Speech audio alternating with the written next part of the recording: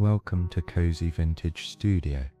Tonight, you'll rest in 1940s Paris, where rain glides down tall hotel windows and a soft piano drifts through the lobby's amber light.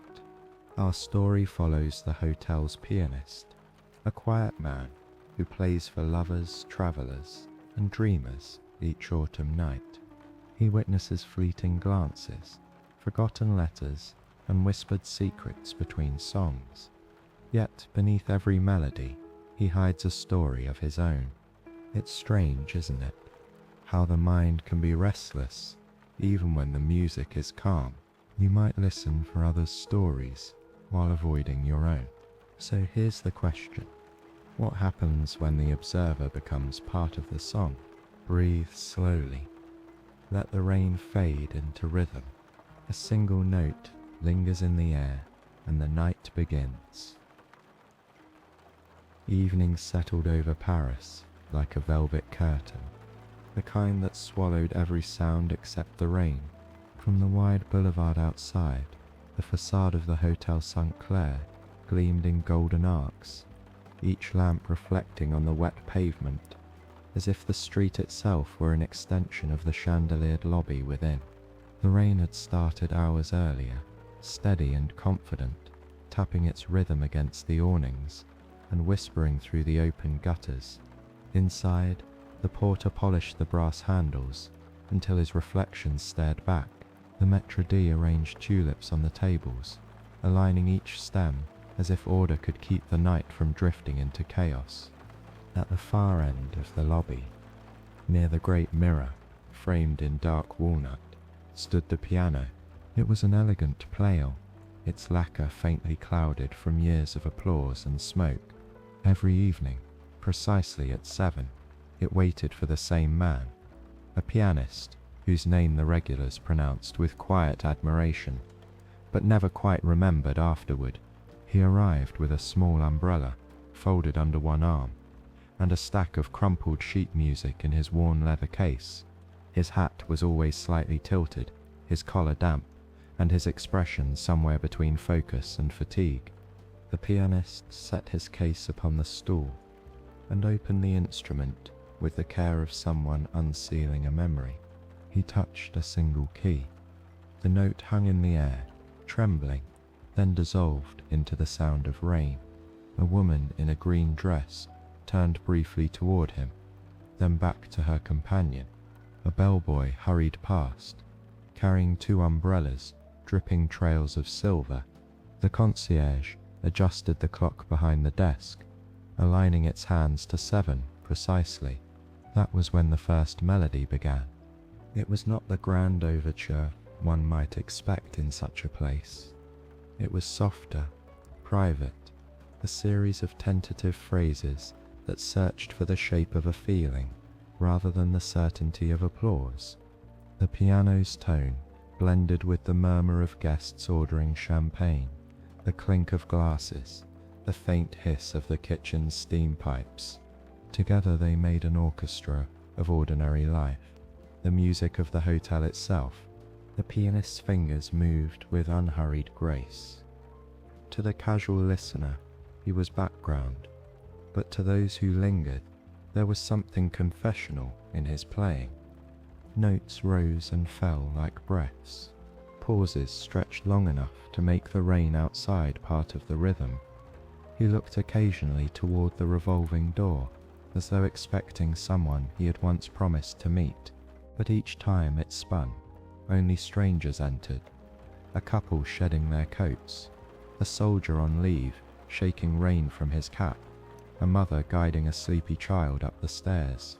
The page boy approached with a small oil lamp, its light trembling. "Monsieur wishes more light?" he asked. The pianist smiled faintly. "No, thank you. The shadows play their own tune." The boy grinned without understanding and hurried off, leaving the lamp on a nearby table where it cast golden ripples across the polished floor. Outside, thunder rolled like distant applause. The pianist changed tempo, drifting into something hopeful perhaps improvised, the melody caught the attention of a guest seated by the window. A gentleman in a grey coat who leaned forward as if recognizing an old friend in the sound. The pianist noticed, but did not acknowledge him. It was too early in the night for connections. The hotel lived in layers. Conversations formed small constellations of laughter and murmurs. Waiters glided between them like comets carrying trays of light. Somewhere in the upper floors, a radio crackled with the day's news, muffled beneath the music below. The pianist wove through all of it, binding disparate moments into harmony. Yet if one watched closely, one might sense he was not entirely part of the scene he animated. He belonged to the silence between notes. Half an hour passed. The air grew warmer, scented faintly with tobacco and polished wood. Guests trickled in from the storm, leaving behind a trail of umbrellas near the entrance. A young bellboy gathered them, shaking off rain in rhythmic bursts that matched the piano's tempo. The pianist adjusted slightly on his stool, feeling the familiar ache in his left shoulder. The pain had been his companion since winter. It came with the damp, but he preferred it to the silence of any other occupation. For him, playing was not performance. It was proof he existed. He could lose himself within the repetition of harmonies, the way one loses awareness of time while watching fire or water. Sometimes he imagined the rain outside, answering his phrases, echoing them against the rooftops of Paris. He did not believe in coincidences, yet he often found that when he shifted to a minor key, thunder would answer as if cued. Tonight, however, the thunder hesitated. It rumbled distantly, but refused to interrupt. The pianist felt the absence of it, as though the sky itself were listening. His fingers moved slower. The melody softened into near silence. A waiter paused, tray in hand, listening too. Even the porter, midway through polishing a mirror, stopped to glance at the reflection of the man at the piano. Then, without warning, a gust of wind forced open the revolving door. Rain spilled in like applause, returning for an encore. The porter hurried forward, securing the latch. A single umbrella, torn and dripping, lay on the floor beside the mat. The pianist's eyes flicked toward it. Something about the frayed edge, the pale handle, felt familiar. He could not place it. He simply returned to his keys, weaving the image into the next piece. A slow waltz, tinged with nostalgia. Moments later, a woman entered, shaking rain from her gloves. She did not look around the lobby, but walked directly toward the piano. The pianist continued playing, though his heart skipped a measure.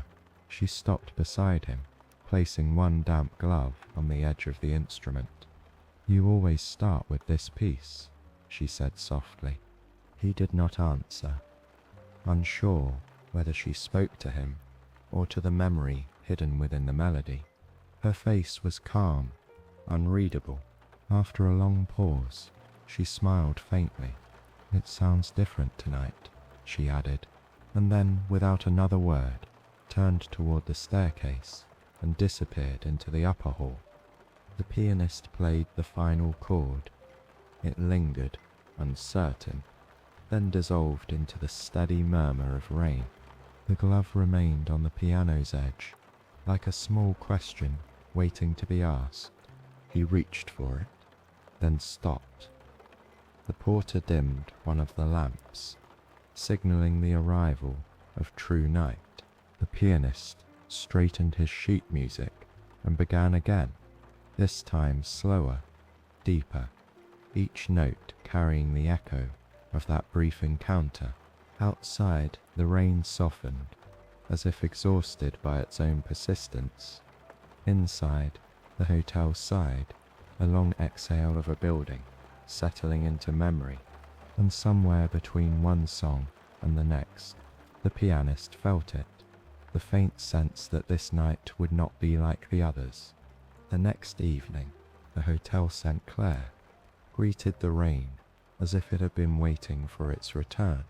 Fine drops clung to the awning like strings of glass beads. The lamps flickered again to life, one by one, and the smell of wet stone rose from the street outside. Inside, the lobby glowed like a hearth, soft amber light reflecting off marble and brass. The same pianist arrived with his usual unhurried step, umbrella tucked neatly under his arm, collar damp but posture straight. He crossed the hall without speaking, offering only a brief nod to the doorman, who always greeted him with a quiet bonsoir. The piano waited where he'd left it, near the great window that looked out onto the boulevard. Through the rain-blurred glass, he could see silhouettes passing under umbrellas, each one like a brief note in the city's own endless score. He removed his hat, shook off the rain, and sat. Before beginning, he lifted the fullboard and pressed a single low key. The sound was pure and patient, the tone of a space remembering itself. The piano, like him, needed reassurance that the night had truly begun. Around him, guests murmured, their laughter distant and polite. Among them sat a woman he had never seen before. She chose a table by the window, always the window, and rested her gloved hands on the small round table as if she had come to listen, not to drink. Her hat hid much of her face, yet something about her stillness drew the pianist's attention.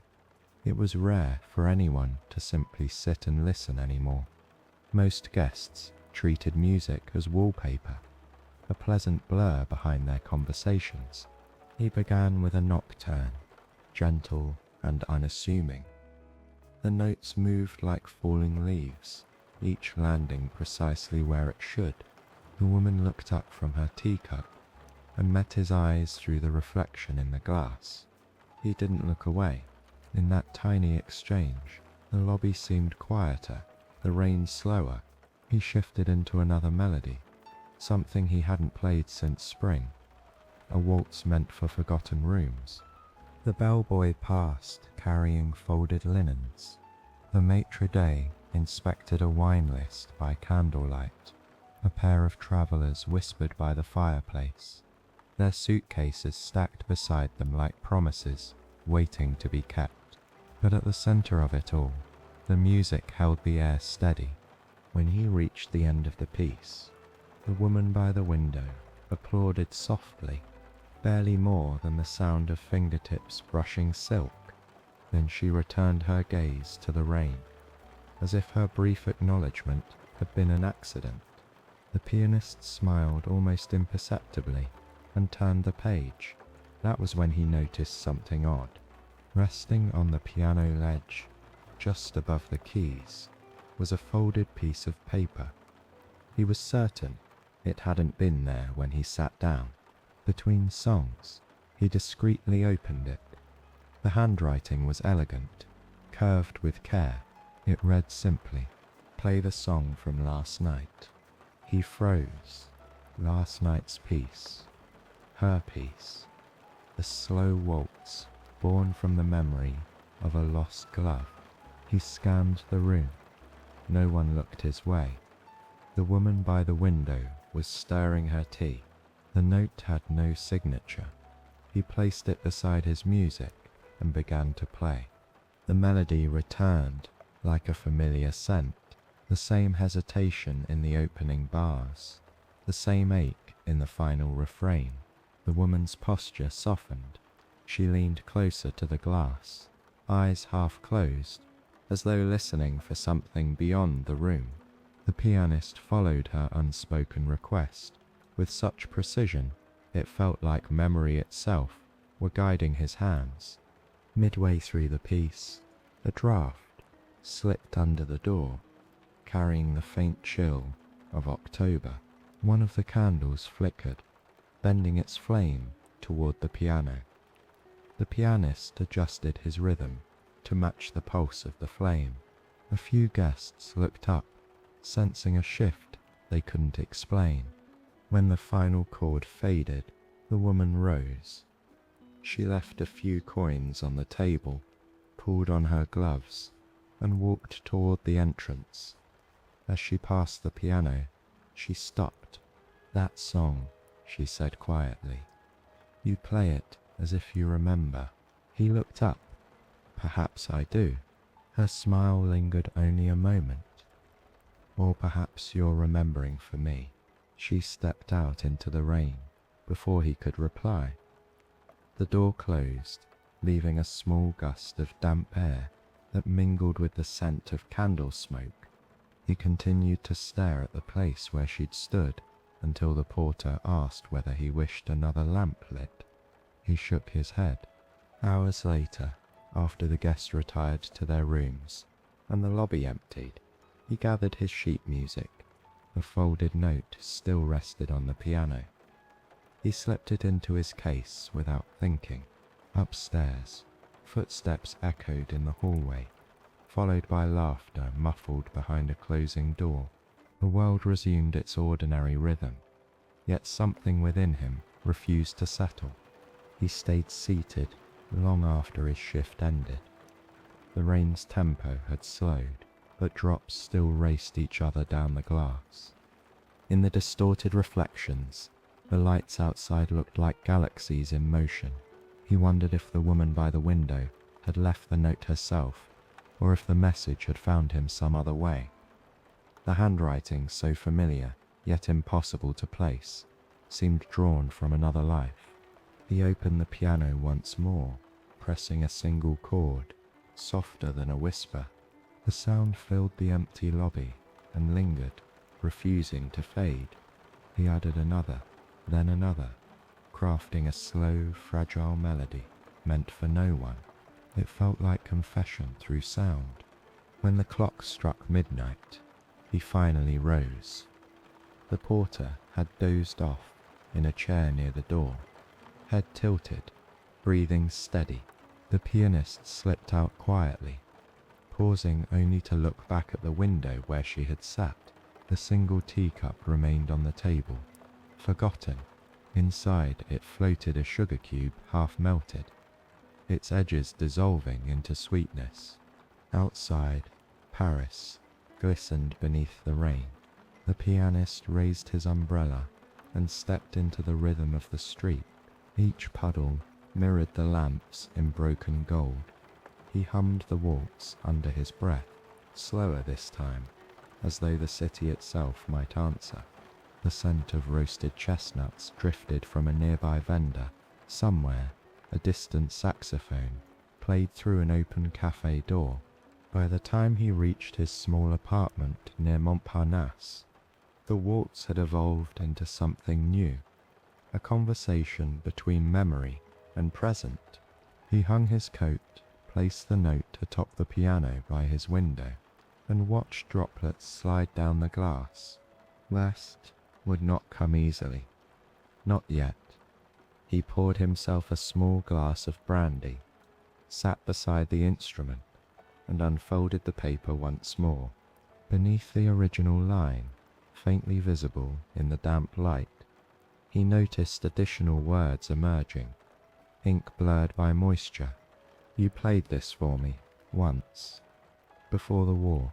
His hand trembled slightly as he traced the fading letters.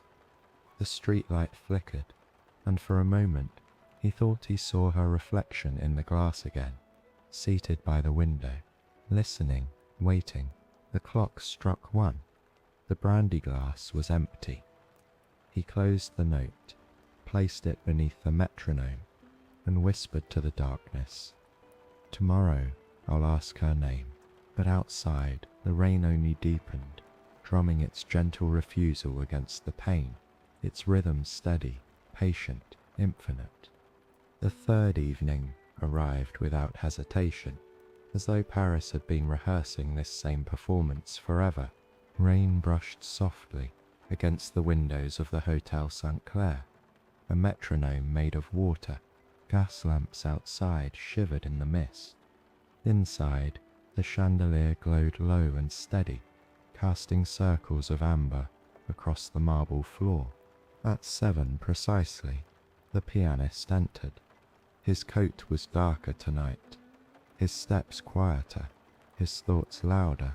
He greeted the concierge with a nod and moved toward the pliant as if drawn by gravity. When he sat, the bench sighed, familiar, forgiving. The first note was a breath, then another. The hotel exhaled with him. He began with the prelude he always used to open the night, though this time it sounded changed. The rhythm carried a hesitation, a faint echo of memory. Each phrase reached forward, but returned upon itself, like footsteps turning down an old street. Guests looked up, sensing something in the room had shifted. The woman from the window was not there. Her absence felt deliberate, almost theatrical, as though the evening waited for her entrance. The pianist's eyes lingered on the empty chair, then returned to the keys. He played anyway, habit stronger than doubt. The lobby filled gradually. A group of travellers arrived, their coats damp, their laughter too bright for the hour. A thin man with spectacles read a newspaper. Near the bar, a young couple argued in whispers, their words drowned by music. The rain outside softened their voices into harmony. A waiter lit the last candle on the central table. Its flame bent toward the pianist's direction, trembling as if the music itself moved the air. He adjusted the tempo, slower now, the melody curling inward like smoke. For him, playing was a dialogue between himself and whatever the night decided to offer. Halfway through the set, the concierge approached with a discreet note. He placed it on the piano without a word, as one might leave an offering at an altar. The pianist unfolded it carefully. The same elegant handwriting as before, same hour, same window. He looked toward the rain-streaked glass, but the seat remained empty. The words could have been a promise or a warning. He slipped the note inside his jacket and continued playing, his mind no longer entirely present in the room. As the melody rose, thunder murmured above the rooftops. The sound did not startle him. He leaned into it, turning the music darker, richer. The pianist had always felt storms were collaborators, improvising percussion from the sky. Each rumble shaped his phrasing, as though the heavens themselves accompanied him. Across the lobby, the bellboy paused mid-step to listen. Even the fire seemed to sway with the rhythm. Guests' conversations softened into a low current beneath the melody. The pianist closed his eyes for a moment and let the song guide him. His hands knew paths, his memory did not. Then a flicker of movement caught his eye. The woman entered, without coat, without umbrella. Her hair, damp from the mist, clung to her neck. She walked straight to the window, taking her seat as if she had never left it. The pianist didn't miss a beat, but the music changed shape, warmer now, cautiously alive. Their glances met for a heartbeat. She removed her gloves, placed them beside her teacup, and folded her hands. The candlelight found her face. Her expression was calm, but not indifferent. There was something watchful about it, a patience learned from longing. He shifted to a melody he hadn't played in years, a lilting tune of cafes along the Seine, of laughter under striped awnings, before the war had taken the colour from the city. He had written it long ago for someone he could no longer name. As the first measures bloomed, she smiled faintly, almost knowingly. Outside, a taxi slowed before the hotel, its headlights slicing through the rain. A man stepped out, adjusted his hat, and entered, carrying a briefcase. He walked directly to the front desk, signing his name in deliberate strokes. The pianist caught only a glimpse of the ledger's reflection in the window. Monsieur Etienne Dallaire. The name struck a chord he didn't expect. He faltered slightly. One note missed, then recovered. The woman by the window noticed. Her gaze sharpened, as if she too recognized the name. The pianist finished the piece quietly, the final chord barely audible. The concierge led the new guest upstairs. The woman watched until they disappeared, then turned back to the pianist.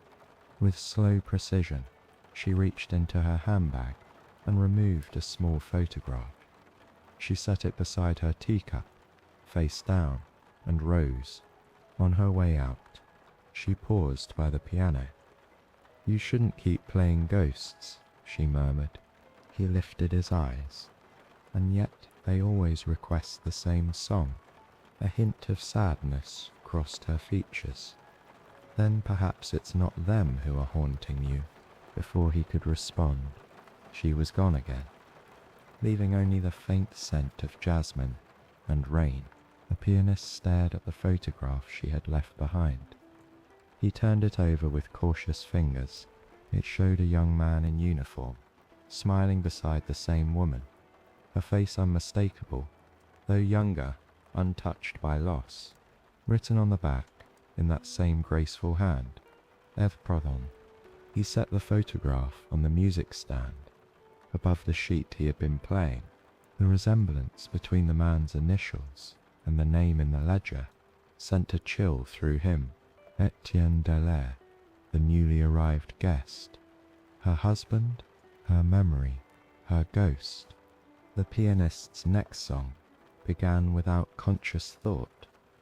It unfolded from the keys, like breath, quiet but resolute. The melody spoke of rain that never ended, of lovers separated by time's indifference. Guests in the lobby stopped to listen.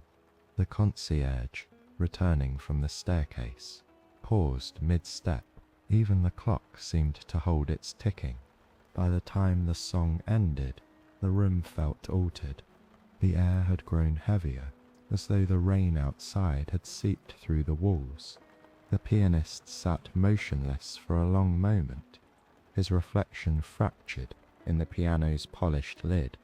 Then he reached for the photograph again, studying the faces. The soldier's eyes were bright with youth, unaware of what history would demand of him. He slipped the picture into his jacket beside the note. For reasons he couldn't explain, he needed to keep it close. The room began to stir again, waiters clearing glasses, chairs scraping softly across tile. The spell dissolved. Before leaving, he played one final piece, a brief improvisation that wandered through major and minor tones like conversation half remembered. It ended on a suspended chord, unresolved. The rain had not stopped. Through the window, he saw a figure standing under the awning, a man in uniform, coat collar high, waiting for someone. The woman from the window did not return. The pianist closed the lid of the plail gently, as if tucking a child into sleep. He rose, collected his hat, and looked once more toward the empty chair. The candle there had burned down to its base, leaving only a thin curl of smoke. Outside, thunder rolled across the Seine. The pianist stepped into the doorway, watching the rain fall through the yellow light. He could not tell if the shadow at the corner belonged to a living man or to memory itself. Either way, it seemed to beckon. He tightened his coat, took one last look at the glowing lobby behind him, and stepped into the night toward the sound of distant footsteps fading into the storm. The following night, the Hotel St. Clair looked softer, subdued beneath the weight of the weather. A mist hung low over the boulevard, turning every light into a halo. The rain no longer fell in torrents, but in a thin, ceaseless drizzle, steady as the ticking of a metronome, forgotten on a shelf. The doorman adjusted his collar and nodded as the pianist entered, late by only a few minutes, though for him that was rare. He moved toward the piano with deliberate calm. The air smelled faintly of damp wool and rose water. Guests murmured under the crystal chandelier, their conversations overlapping like the whisper of turning pages. When he lifted the lid, the instrument sighed, its reflection stretching across the marble like a river of black glass. He began to play. The first chord bloomed and settled, rich as velvet. The melody was simple, one he often used to warm the strings before the evening truly began. Yet tonight it sounded unfamiliar, haunted, somehow heavier. The pianist didn't fight it. He let the song decide its shape. A man in a grey coat sat alone at the bar, back slightly hunched, hat tilted to hide his face. He stirred his drink without looking up. Every so often, he would unfold a small piece of paper from his pocket, read a few lines, fold it again, and return it carefully as though it were something fragile. His drink remained untouched. The pianist noticed him midway through a nocturne. There was a stillness about the man, a kind of private storm. The way he leaned forward, elbows resting on the counter, suggested someone waiting for a verdict rather than a conversation. When the pianist reached the soft coda, the man raised his head briefly. Their eyes met just enough for recognition to flicker, though neither could place the other. The concierge approached the man with a quiet inquiry. The pianist saw the faint exchange of words, the shake of a head, the slide of a letter across the counter. The concierge hesitated, then slipped the letter into the front pocket of his waistcoat before moving away. The man remained seated, staring at his untouched glass. Curiosity, that old uninvited companion, pressed against the pianist's concentration. He turned the page, began a waltz, and tried to let the rhythm steady him. Still, his gaze returned to the man in the grey coat. There was something about the way he clutched his pocket, a gesture more fitting for someone holding a heartbeat than paper. The night deepened. Guests came and went in cycles, laughter swelling, then fading like a tide. The pianist continued to play, his music weaving between their moments. He shifted from waltz to adagio, from remembrance to tenderness. Somewhere in that blend of sound, he felt the woman's absence again. The listener by the window, her chair remained empty, though a fresh tulip had been placed in the vase upon her table. Perhaps the porter, unaware of its symbolism, had replaced it as part of his routine. When the pianist paused for a sip of water, the concierge approached. "Monsieur," he whispered discreetly, "the gentleman at the bar has requested a favor. He asks if you would play the song you performed 2 nights ago, the one the lady preferred." The pianist froze mid-motion. "He knows the piece." The concierge nodded. "He said he heard it once, long ago. Said it was meant for her." The pianist turned slowly toward the man in the grey coat, but the man was already watching. Their gazes met again, this time with certainty. The pianist inclined his head in acknowledgement and began to play. The opening measures flowed like candlelight, gentle, reverent. The man at the bar leaned forward, both hands clasped, now the letter forgotten. With each passing chord, the pianist sensed something unraveling in the room. The guests grew quieter. Even the rain seemed to hush against the windows. When he reached the middle section, the one she had once requested, the man closed his eyes. His lips moved silently, forming words the pianist could not hear. For a moment, the entire hotel seemed suspended in the breath between two notes. Then came the final refrain. The pianist slowed it, giving space to each sound, as if granting permission for memory to exhale. When the last chord faded, the man in the grey coat stood. He left a few coins on the counter, adjusted his hat, and walked toward the piano. He stopped beside it, gloved hand, resting on the polished wood. "You remember the melody well," he said quietly. His voice carried the weight of distance. The pianist nodded. "It has a way of finding its way back." The man's eyes softened. It was written for her, wasn't it? The pianist hesitated. Perhaps for her memory, perhaps for everyone who waits by a window. The man looked down. "She used to wait for me, once, before the war.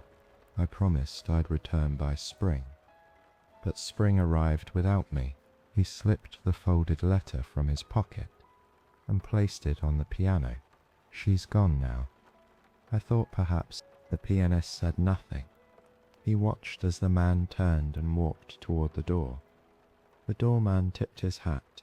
The grey coat vanished into the drizzle. When the lobby was quiet again, the pianist unfolded the letter. The paper smelled faintly of violets. The handwriting was the same he had seen twice before. For Etienne, should he ever return. He folded it carefully, heart unsteady. The initials matched the photographs. The connections twisted together like intertwined melodies, impossible to separate without breaking them. He tucked the letter into his coat and sat motionless for several minutes. The clock chimed 10. Somewhere upstairs, a guest coughed. Another laughed too loudly.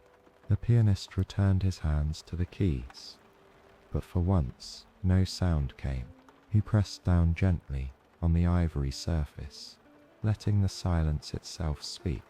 Eventually, he began again, a slow, trembling piece, barely more than a whisper. It was not the waltz of memory, but something new, born of fragments. The woman's request, the man's confession, the unmailed letter. The melody moved like light through fog, revealing and concealing in equal measure. As he played, he imagined the man walking through the rain, letterless now, perhaps lighter, perhaps lonelier. He imagined the woman's table by the window, the tulips standing upright, though no one watched it, and he imagined himself caught between them, neither participant nor stranger, simply the keeper of their echoes. The final note dissolved into stillness. The pianist closed the lid of the player, fingers resting on the polished surface. In his reflection he saw two faint outlines, one behind each shoulder, as if memory itself had taken shape beside him. He did not turn. Some truths were best left in the corner of the eye. He gathered his coat and umbrella, preparing to leave. The concierge, clearing glasses, approached with a puzzled smile. "Strange, isn't it?" he said softly. The gentleman, he left no name, no room number, said he only came to hear a song. The pianist nodded. "Some come only for that." Outside, the drizzle had thickened again, soft but unrelenting. He stepped into it, umbrella rising like a black petal against the grey. The street smelled of wet leaves and iron. From somewhere nearby came the faint echo of an accordion, playing the same rhythm as the rain. He turned toward the river, drawn by sound, by habit, by something unnamed. Behind him, the Hotel St. Clair glowed in the fog, a lantern for stories already ending. Ahead, the city waited, blurred but alive. The pianist did not look back. He walked until the music of the hotel was swallowed by distance, carrying with him a letter, a photograph, and a melody that refused to end. The Hotel St. Clair never truly slept. It merely changed tempo. By day, the rhythm belonged to footsteps, conversations, and the sharp scent of coffee drifting from the breakfast room. By night, it slowed into something softer, quieter, a melody suspended between piano notes and rain. That evening, Paris breathed mist instead of rain. The air shimmered with the hush that comes after storms, the silence between thunder and memory. The pianist arrived as usual, but the concierge noticed something altered in him, a distracted gentleness, as if his thoughts were still walking the riverbanks.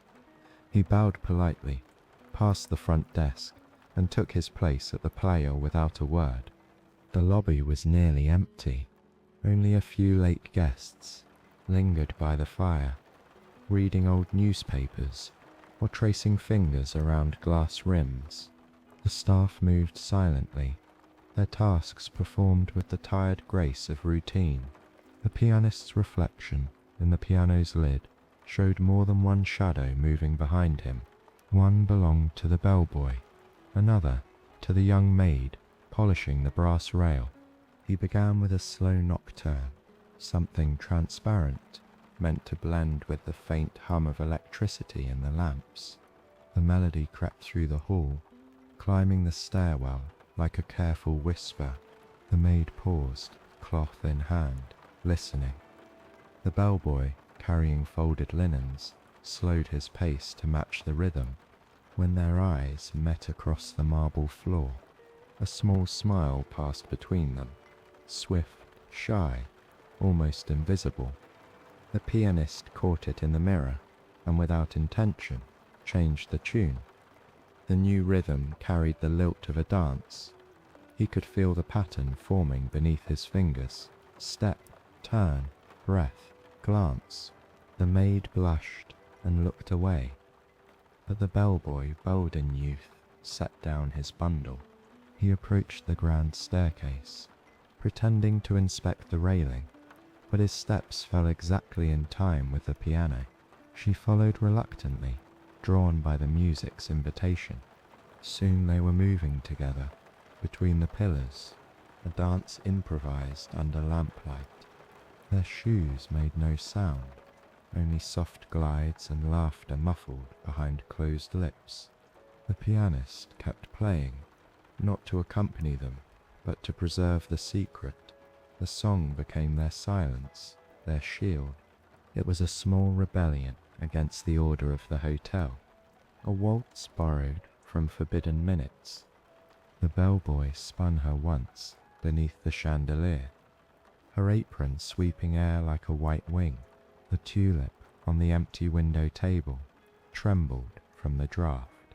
The pianist remembered a time when laughter like that was his, long before Paris lost its innocence to uniforms and sirens. He watched them the way one watches falling snow, aware of its beauty, aware too that it melts upon touch. His fingers hesitated. A single wrong note echoed through the hall. The dancers froze, startled. The maid stifled a giggle, pressing her hand to her mouth. The bellboy bowed with exaggerated seriousness. "Monsieur," he whispered, "you almost tripped us." The pianist smiled. "Then you must learn to follow the melody, not outrun it." For a moment, all three shared the kind of laughter that dissolves distance. The maid curtsied. "Perhaps you should play something faster, monsieur," he obliged. The rhythm brightened, a playful jazz piece, borrowed from an American record he'd once heard in Montmartre. The bellboy clapped softly in time. The maid twirled again, this time less careful. The lobby, empty of guests, filled with the pulse of life returning. But behind the warmth, the pianist sensed movement at the stairwell. A darker figure descending slowly. It was the night manager. thin and severe, his expression one of practiced disapproval. The pianist faltered. The dancers stopped mid-step. The silence that followed seemed enormous. The manager's voice, calm but cold, cut through the air. This is not a cabaret. The maid's face drained of colour. The bellboy lowered his head. The pianist closed the lid of the piano. Gently, "I take responsibility," he said. "I asked them to help me test the acoustics." The manager's eyes narrowed.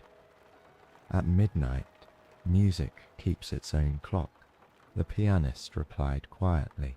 There was a pause long enough to feel like punishment. Then the manager adjusted his tie and gestured toward the staircase. "Back to your duties," he told the staff. To the pianist, he added, "Try not to confuse performance with indulgence." The echo of his footsteps lingered long after he disappeared upstairs. The maid and bellboy turned to the pianist. Gratitude flickered between them. Silent, nervous, she whispered, "Merci, monsieur." He only nodded and reopened the piano. The next song was softer, almost an apology, a melody of return, of calm, restored. The bellboy resumed folding linens nearby. The maid disappeared toward the kitchen.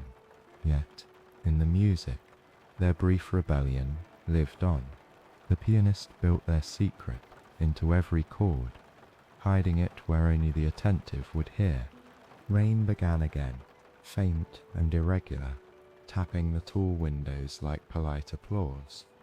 Outside, the street lamps blurred into circles of gold. The pianist thought of the woman by the window, the man in the grey coat, the letter, the photograph, all threads of other people's longing woven into his nights. Now there was this small joy too, fragile and forbidden. He closed his eyes and played for them all, the lost and the found, the waiting and the hidden. He imagined the maid, still flushed with laughter, dancing alone in the service corridor. He imagined the bellboy replaying each step in his mind, every turn illuminated by memory. The melody swelled, then gentled, returning to its beginning. He ended on a single note, held long enough to fade into the hum of the lamps. The hotel's silence resumed, but softer now, touched by warmth. He lingered by the piano afterward, running his thumb along the keys. Beneath one of them, E-flat, he felt a tiny resistance. Curious, he pressed harder. Something thin caught beneath the mechanism. He lifted the key and drew out a folded piece of paper, yellowed by time. Another note. The handwriting was the same, curved, precise. For the one who listens more than he speaks. No signature, no date. His breath caught. Had it lain there for years, or had someone placed it while he played? He set it atop the piano, staring at the ink as though it might rearrange itself into meaning. The words pulsed with quiet intimacy, more haunting than the others. He could almost hear her voice in them, the one who waited by the window, who knew his unspoken songs. The hotel clock struck 1. The pianist gathered his sheet music, extinguished the nearest lamp, and prepared to leave, but before stepping out, he turned back to the piano. With slow care, he pressed the same E-flat key once more. Its tone rang pure, clean, like a question unanswered. Outside, the drizzle had turned to fog. The pianist walked through it, coat collar high, the note folded safely in his pocket. Behind him, the Hotel St. Clair glowed faintly, a vessel adrift in the grey sea of night. Somewhere inside, 2 young workers laughed softly in a hallway, their voices blending with the whisper of rain. He smiled to himself, half melancholy, half gratitude, and kept walking, humming the rhythm of their secret dance. Each step felt lighter than the last, though he could not tell whether it was joy or memory guiding his pace. By the seventh night, the Hotel St. Clair carried an ache of memory, as if its corridors remembered too much. The pianist felt it when he entered, the faint hum of recollection woven into the hush of carpets and the perfume of damp roses in the vases. The rain, that fateful metronome, had quieted to a mist, yet its absence felt louder than thunder. Without its rhythm, the hotel seemed to hold its breath. He crossed the lobby, greeted by the concierge's polite nod, and paused to glance toward the table by the window, empty again. The woman with the soft voice and the knowing eyes had not returned. The tulip, now wilted, leaned against the glass like a tired sentinel. The pianist adjusted his stool, placed his sheet music on the stand, and let his fingers rest upon the keys before playing. The first notes came uncertain, like footsteps on new ground. They soon steadied into a tender waltz, his attempt to summon warmth back into the room. A young couple listened near the bar, their faces half lit by candlelight. The man whispered something that made the woman laugh quietly. Their joy felt gentle, uncomplicated, untouched by loss. The pianist smiled faintly, grateful that some hearts still lived without caution. Then she appeared, not the woman from before, but another guest, different in presence, yet equally magnetic. She entered wearing a long blue coat, raindrops glimmering on the hem. Her hair was pinned loosely, as though she had dressed in a hurry. She carried a small purse and one glove, the other missing. The pianist noticed immediately. Perhaps it was the detail itself, or perhaps the echo of the night, when a glove had rested on his piano like an unanswered letter. He played slower, following her movements through the lobby. She approached the front desk, exchanged a few words with the concierge, and looked around, scanning the room as though searching for someone. When her gaze reached him, she hesitated. Recognition flickered, though he couldn't say from where. She nodded politely and sat at a table near the piano, setting her purse beside her. The ungloved hand rested on the table, delicate, almost translucent beneath the light. He shifted into a quieter melody. Each note became a question. The woman listened without moving, her eyes fixed on the keys. When he reached the refrain, she whispered something, barely audible, but he caught the shape of the words. That song again. He stopped mid-measure. You've heard it before? Her expression softened. Everyone in Paris has, I think. Somewhere, sometime. It sounds like waiting. The pianist smiled faintly. Then perhaps we're all still waiting. A silence followed, warm, rather than awkward. The concierge arrived with tea for her. She thanked him, removed her remaining glove, and placed it beside the cup. Steam curled upward, catching the light like invisible lace. He began another tune, something improvised, something born from the faint tremor of her presence. The rhythm matched the slow swirl of steam. As he played, he noticed her eyes close briefly, her breathing matching the pulse of the piano. Halfway through the song, the door opened with a gust of cold air. A courier entered, shaking rain from his coat. He carried a small parcel, tied with twine and marked with the hotel's address. The concierge signed for it, glanced at the label, and turned toward the woman. Madame Claire Beaumont, he called. She looked startled. Yes. The courier handed her the parcel and departed. She placed it gently on the table, but didn't open it. The pianist continued playing, though curiosity now threaded through every chord. Finally, she untied the string. Inside lay a single glove, its twin. She lifted it slowly, eyes narrowing in disbelief. "Impossible," she whispered. "I lost this 3 days ago. Perhaps it found its way back." The pianist said softly, his fingers still moving. She looked up, half smiling. "Or perhaps someone returned it for a reason." The pianist nodded toward the parcel. "No note." She shook her head. "None. Only this." She placed the glove beside its twin, fingertips touching. Strange, isn't it? Objects seem to remember better than people do. "Maybe they remember for us," he said. The next piece he played was older, one he hadn't performed in years. Its melody rose like dawn through fog. She listened, her gaze drifting toward the window, where the city lights blurred against the glass.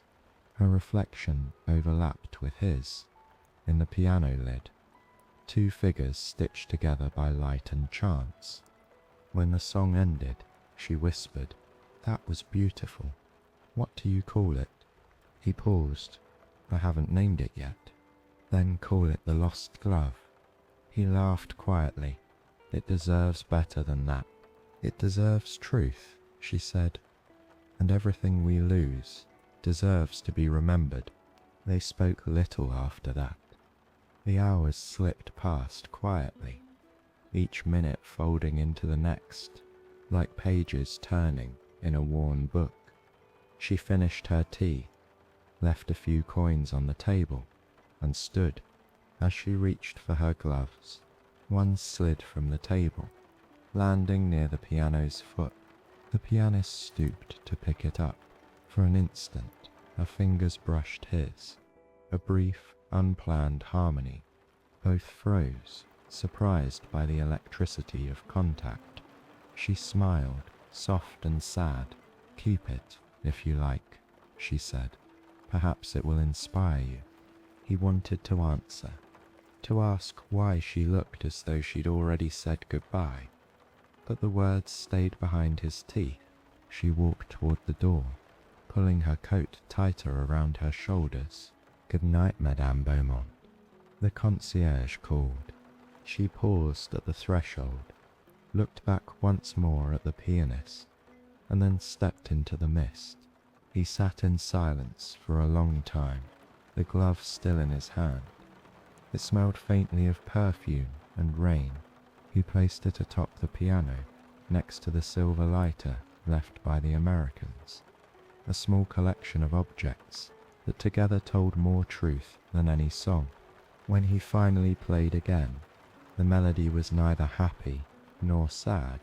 It was the sound of realization, the moment one understands that beauty often enters only to depart, leaving traces instead of permanence. The glove, the photograph, the letter, the note, they were all parts of one unseen composition. The clock struck midnight. The pianist closed his eyes, letting the final chord linger. The rain began again, soft, patient, almost tender. It sounded like memory returning to finish a story it had once begun. Outside, the gas lamps flickered as though applauding. Inside, the glove remained motionless on the piano's edge, waiting for a morning that would never ask whose hand it once belonged to. The rain that evening was different, steadier, almost military in its rhythm, falling in disciplined lines against the windows of the Hotel St. Clair. It was the kind of rain that reminded the pianist of train stations and farewells, of hats lifted and promises spoken too late. He arrived early, coat buttoned, collar turned up against the chill. Inside, the lobby felt warmer than usual, though not by temperature. There was a softness in the air, like a sigh that had finally found a voice. He sat at the playel, its polished surface reflecting the chandelier's golden pattern.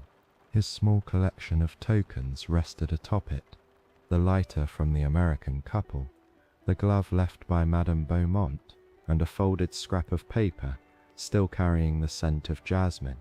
They looked out of place beside the neat stacks of sheet music, yet he couldn't bring himself to move them. They were his silent audience, the ghosts of the week. The evening crowd arrived slowly. Umbrellas dripped by the door, coats found their hangers. Perfume and tobacco mingled with the aroma of black coffee. Among the guests was a man who entered quietly, alone, walking with a careful limp. His uniform was pressed though frayed at the seams, medals dulled from time. He carried a cane, not as vanity, but necessity. The pianist noticed how the man paused just inside the doorway, surveying the room as though every face might hold a memory he feared to meet. The concierge greeted him with a nod of recognition. "Bonsoir, Capitaine," he said gently. "Your usual table, near the piano, if it's free. Always for you, monsieur." The veteran moved slowly, every step deliberate. He sat, set his cane beside the chair, and ordered a cognac. His hands trembled slightly as he removed his gloves. Both intact, both worn, the pianist began to play, choosing a simple melody, one that left space for thought. The man listened with his eyes closed. When the song ended, he gestured for the pianist to come closer. The request was rare, but not unheard of. The pianist rose, leaving the keys humming faintly behind him. "You play well," the veteran said, his voice deep, roughened by years of command, better than the ones I remember from before the war. They used to play too loud, too fast, as if they could outrun silence. "Silence is faster," the pianist replied. The veteran smiled faintly. "Indeed. Tell me, do you know Clair de Lune?" "Of course. Play it for me." Slowly, as though the moon has forgotten its way home. The pianist nodded, returned to his bench, and began. The opening notes shimmered like dew under lamplight. The lobby hushed itself, conversations softening into reverent murmurs. The music carried a calm ache, familiar, inevitable. Halfway through, he looked toward the veteran. The man's eyes were wet, but not from sadness alone. His right hand rested on the table, fingers curled as if gripping something invisible. The pianist played softer still, his left hand shaping each chord as if cradling it. When the final phrase dissolved, the veteran exhaled slowly. "I heard that piece once," he said, more to himself than anyone, in a field hospital near Reims. A nurse played it on a gramophone to cover the sound of the rain and the rest. I promised her I'd hear it again some day. I suppose tonight is that day. The pianist inclined his head. "Did she survive?" A pause. "No, but her music did." The pianist wanted to say something, anything, but no words seemed gentle enough. He simply reached for another melody, one of his own making, something born of candlelight and regret. The veteran nodded approvingly, closing his eyes once more as he played. The pianist thought of all the fragments of the hotel's nights, the woman's glove, the American's lighter, the forgotten letter in his pocket. Each object carried its own ghost, each ghost its melody. Tonight another joined them, the soldier's memory set gently among them, like a final chord in a symphony of the lost. When the song ended, the veteran remained seated. The cognac on his table was untouched. "That last one," he said finally, "was yours, wasn't it?" "Yes." It sounded like home. The pianist smiled, though faintly. I'm not sure I remember what home sounds like. The veteran looked toward the window, where the rain had thickened into a fine mist. Then keep playing until you do. It's the only way not to forget. He stood slowly, thanked the pianist with a nod, and reached for his cane. As he turned toward the staircase, something slipped from his coat pocket, a small folded paper. The pianist saw it land near the foot of the piano. It said nothing. The man walked away, his limp measured, his posture proud. After a moment, the pianist bent down and retrieved the paper. It was a faded letter, edges worn, ink smudged by age. The handwriting was feminine, elegant, curving. He hesitated before opening it, but curiosity overcame courtesy. "My dearest Henri," it began, "if you return, find me where the music lives. I will wait until the last note fades." There was no signature, only a faint stain where a tear might once have fallen. The pianist folded it carefully and placed it beside the glove and lighter. Another relic of waiting, another story without resolution.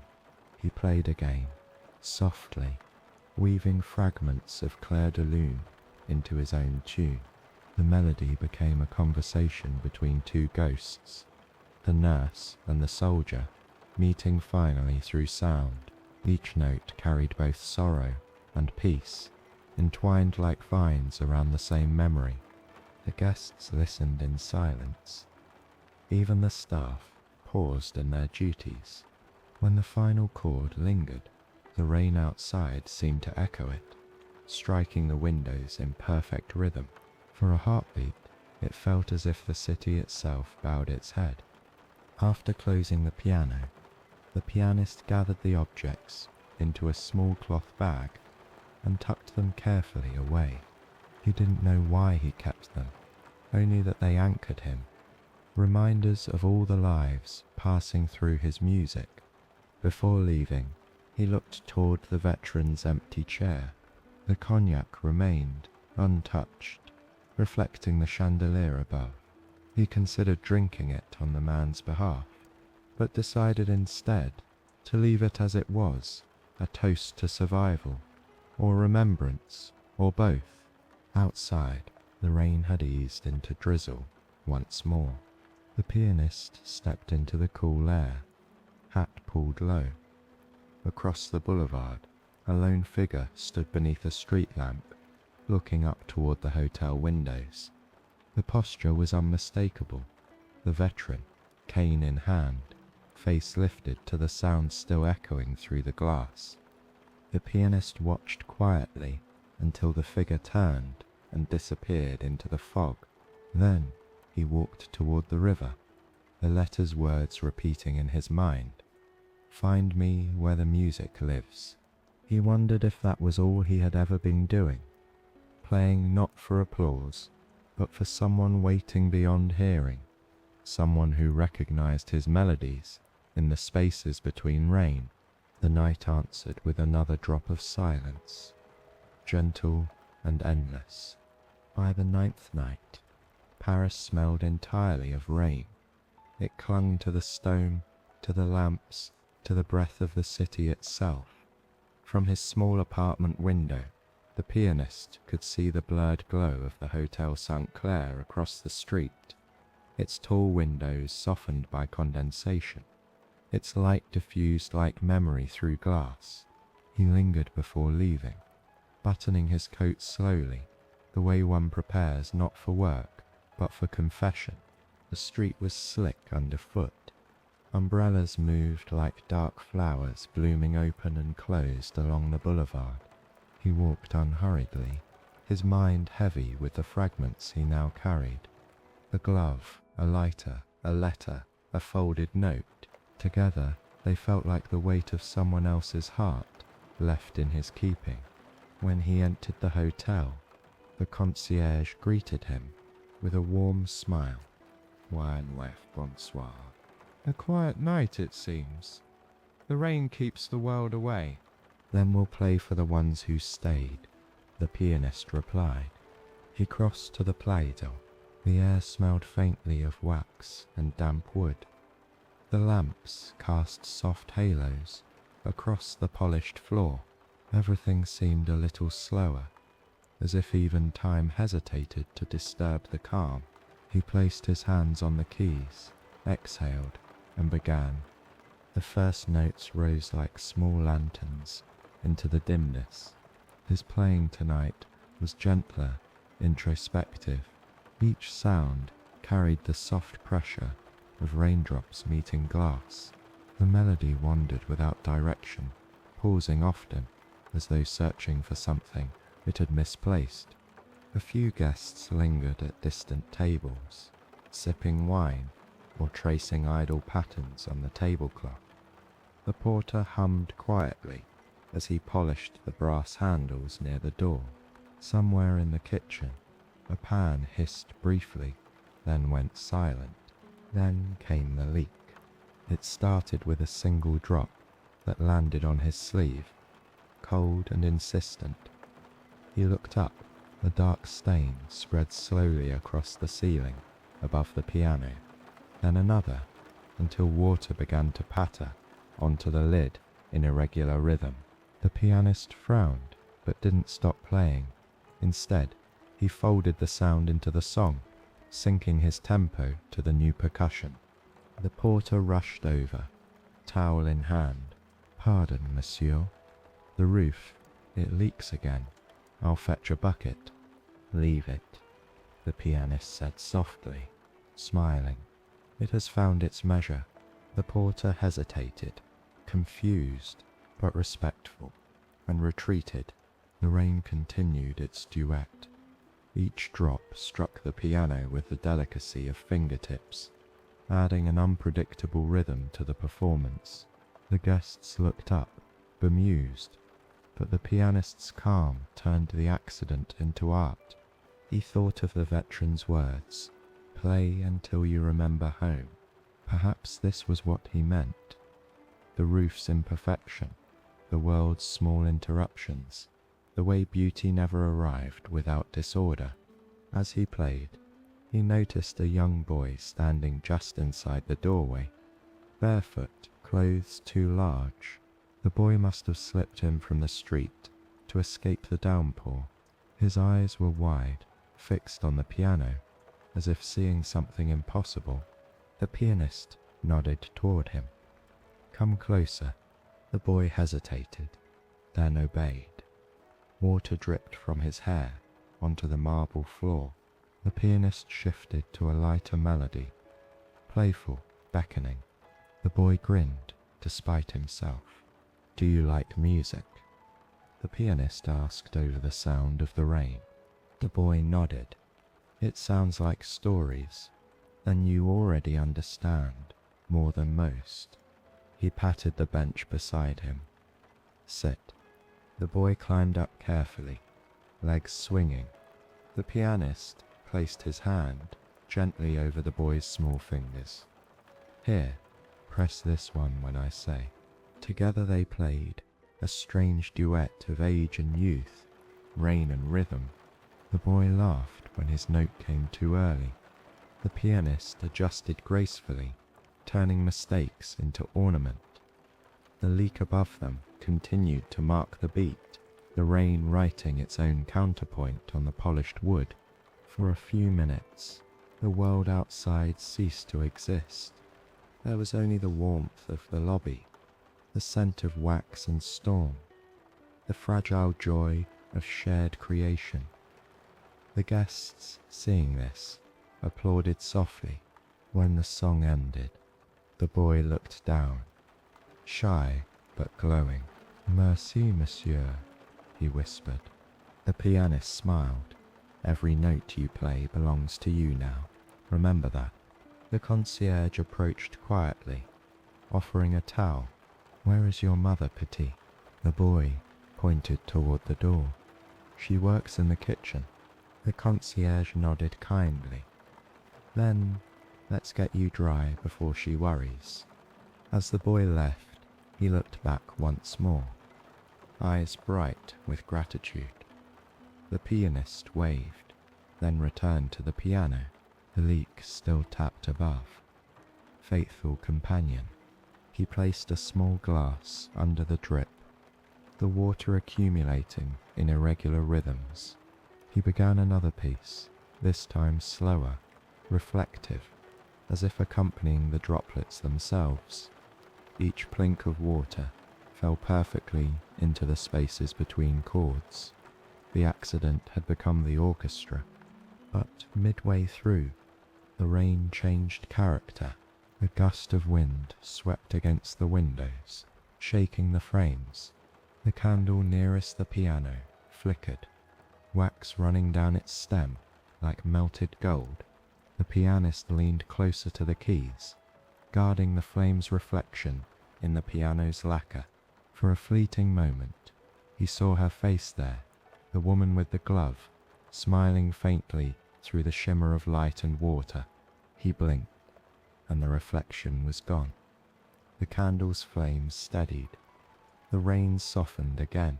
Perhaps memory had decided to visit briefly, as it often did when the heart's defenses lowered. When he finished, the concierge approached, setting a fresh towel beside the piano. "You could have stopped," he said softly. The pianist shook his head. "If I stop for every leak, I'll never hear the music behind it." The concierge smiled. "Still, I'll have the roof mended tomorrow. Then we'll lose the rhythm," the pianist teased gently. The man chuckled and walked away, shaking his head. Alone once more, the pianist stared at the water gathered in the glass. The surface rippled faintly with each new drop. He thought of all the people he had met in that lobby, each one a ripple in his life, leaving patterns that faded slowly but never vanished entirely. He emptied the glass into a potted plant by the window, whispering, "For good luck," though he wasn't sure for whom. As the hour grew late, he closed the piano and gathered his things. The glove remained where he'd left it, faintly perfumed, untouched by rain. He slipped it into his pocket before leaving, unsure why. Outside, the city gleamed under lamplight. The rain had thinned to a drizzle that seemed to bless more than soak. He walked without umbrella, his hair damp, his thoughts alive. Every puddle reflected fragments of the hotel behind him, the windows, the lamps, the quiet ghosts of sound still echoing through the glass.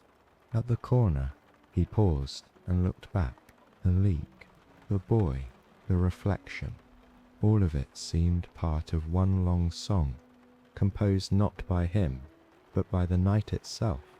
He smiled, breathed in the cool scent of rain and stone, and continued walking toward the faint music rising from the river. The world had changed its key, and he followed. The 10th night arrived with a stillness that made the rain seem almost respectful, like an audience waiting for the curtain to rise. The Hotel St. Clair glowed softly against the damp Parisian dark, its windows misted with the breath of the city. Inside, the air was perfumed with polish and lilies, a scent that always made the pianist think of beginnings, though tonight he felt the weight of something approaching an ending. He arrived earlier than usual, carrying no sheet music, only his leather case, and the quiet tension that had settled behind his ribs. The concierge nodded, noticing the change, but saying nothing. The pianist placed his case on the piano bench, opened the lid of the player, and drew in a long breath.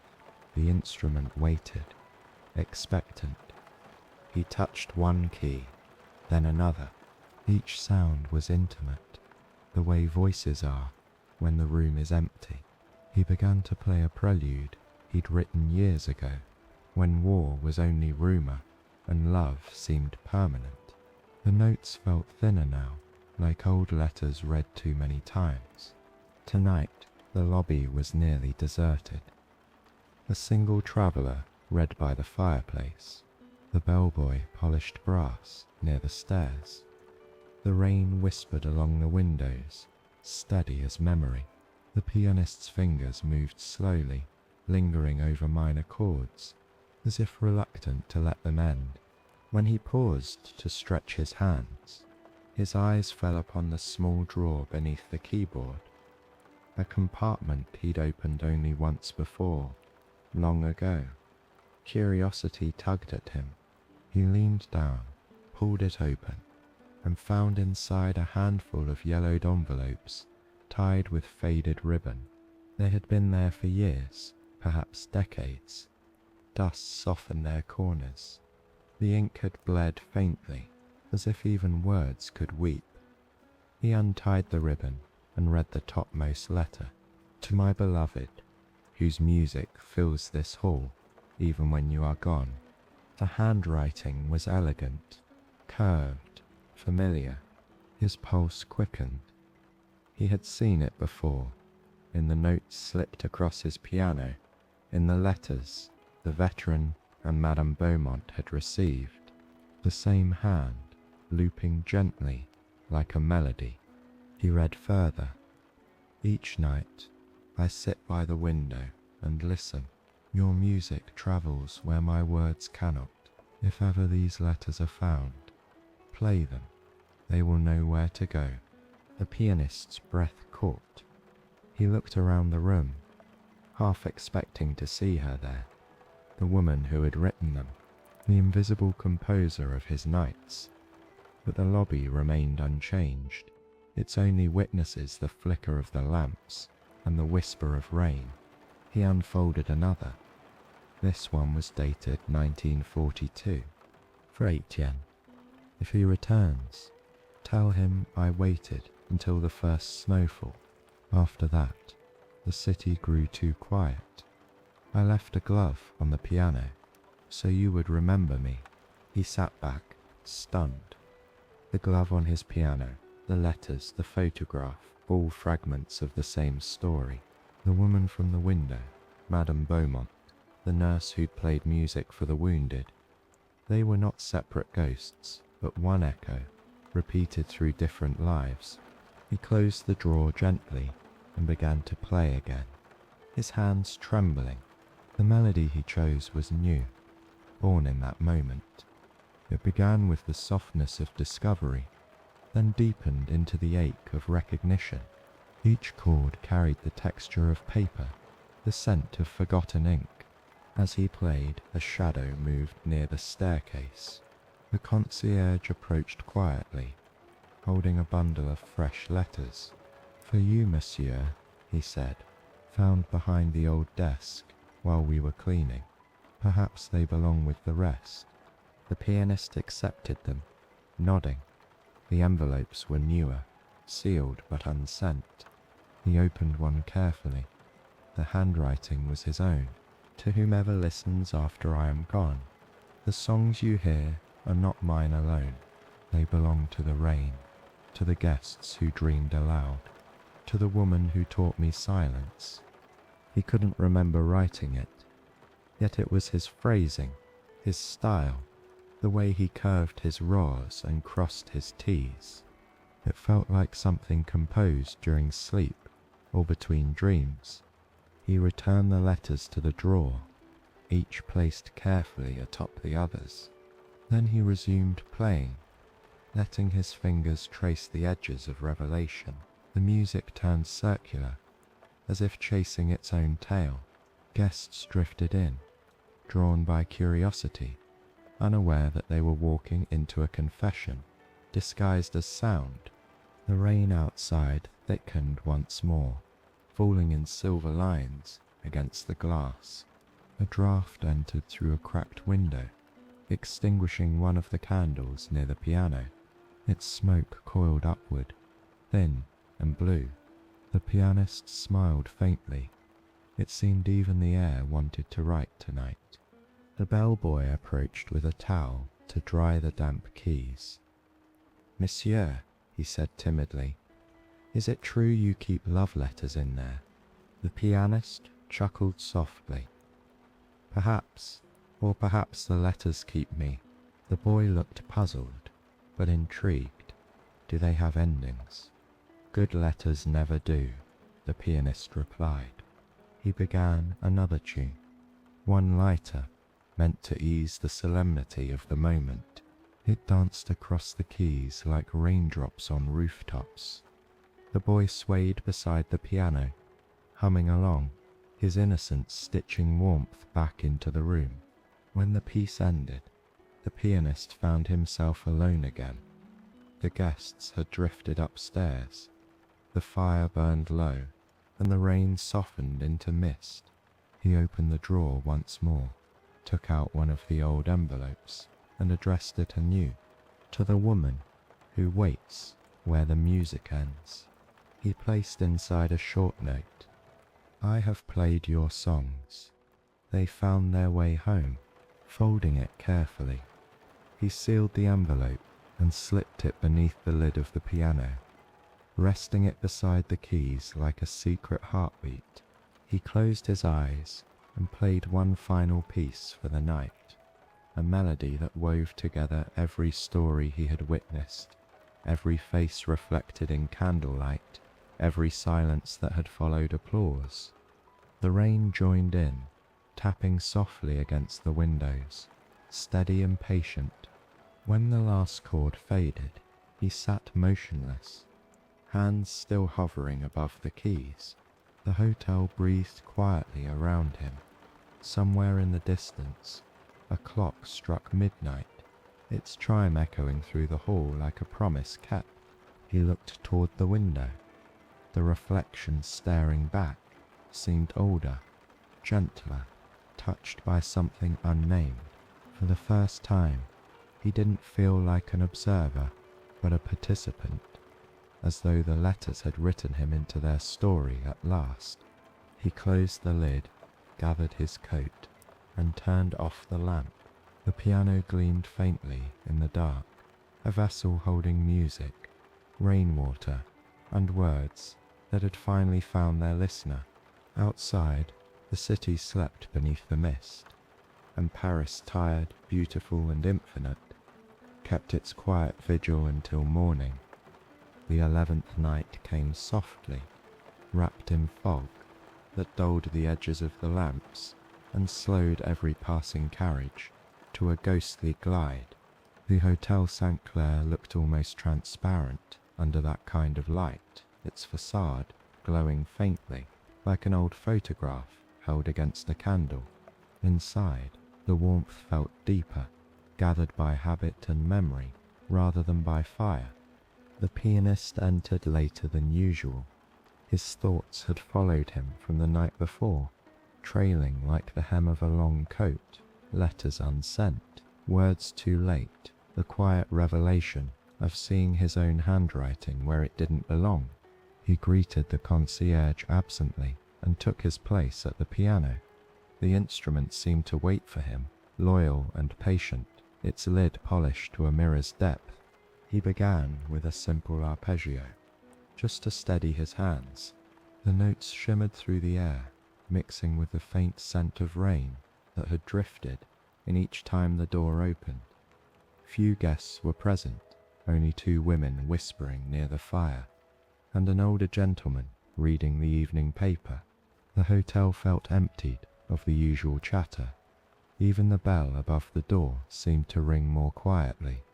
As he played, the pianist noticed something odd on the piano's ledge. A small frame, wooden, its edges worn smooth by time.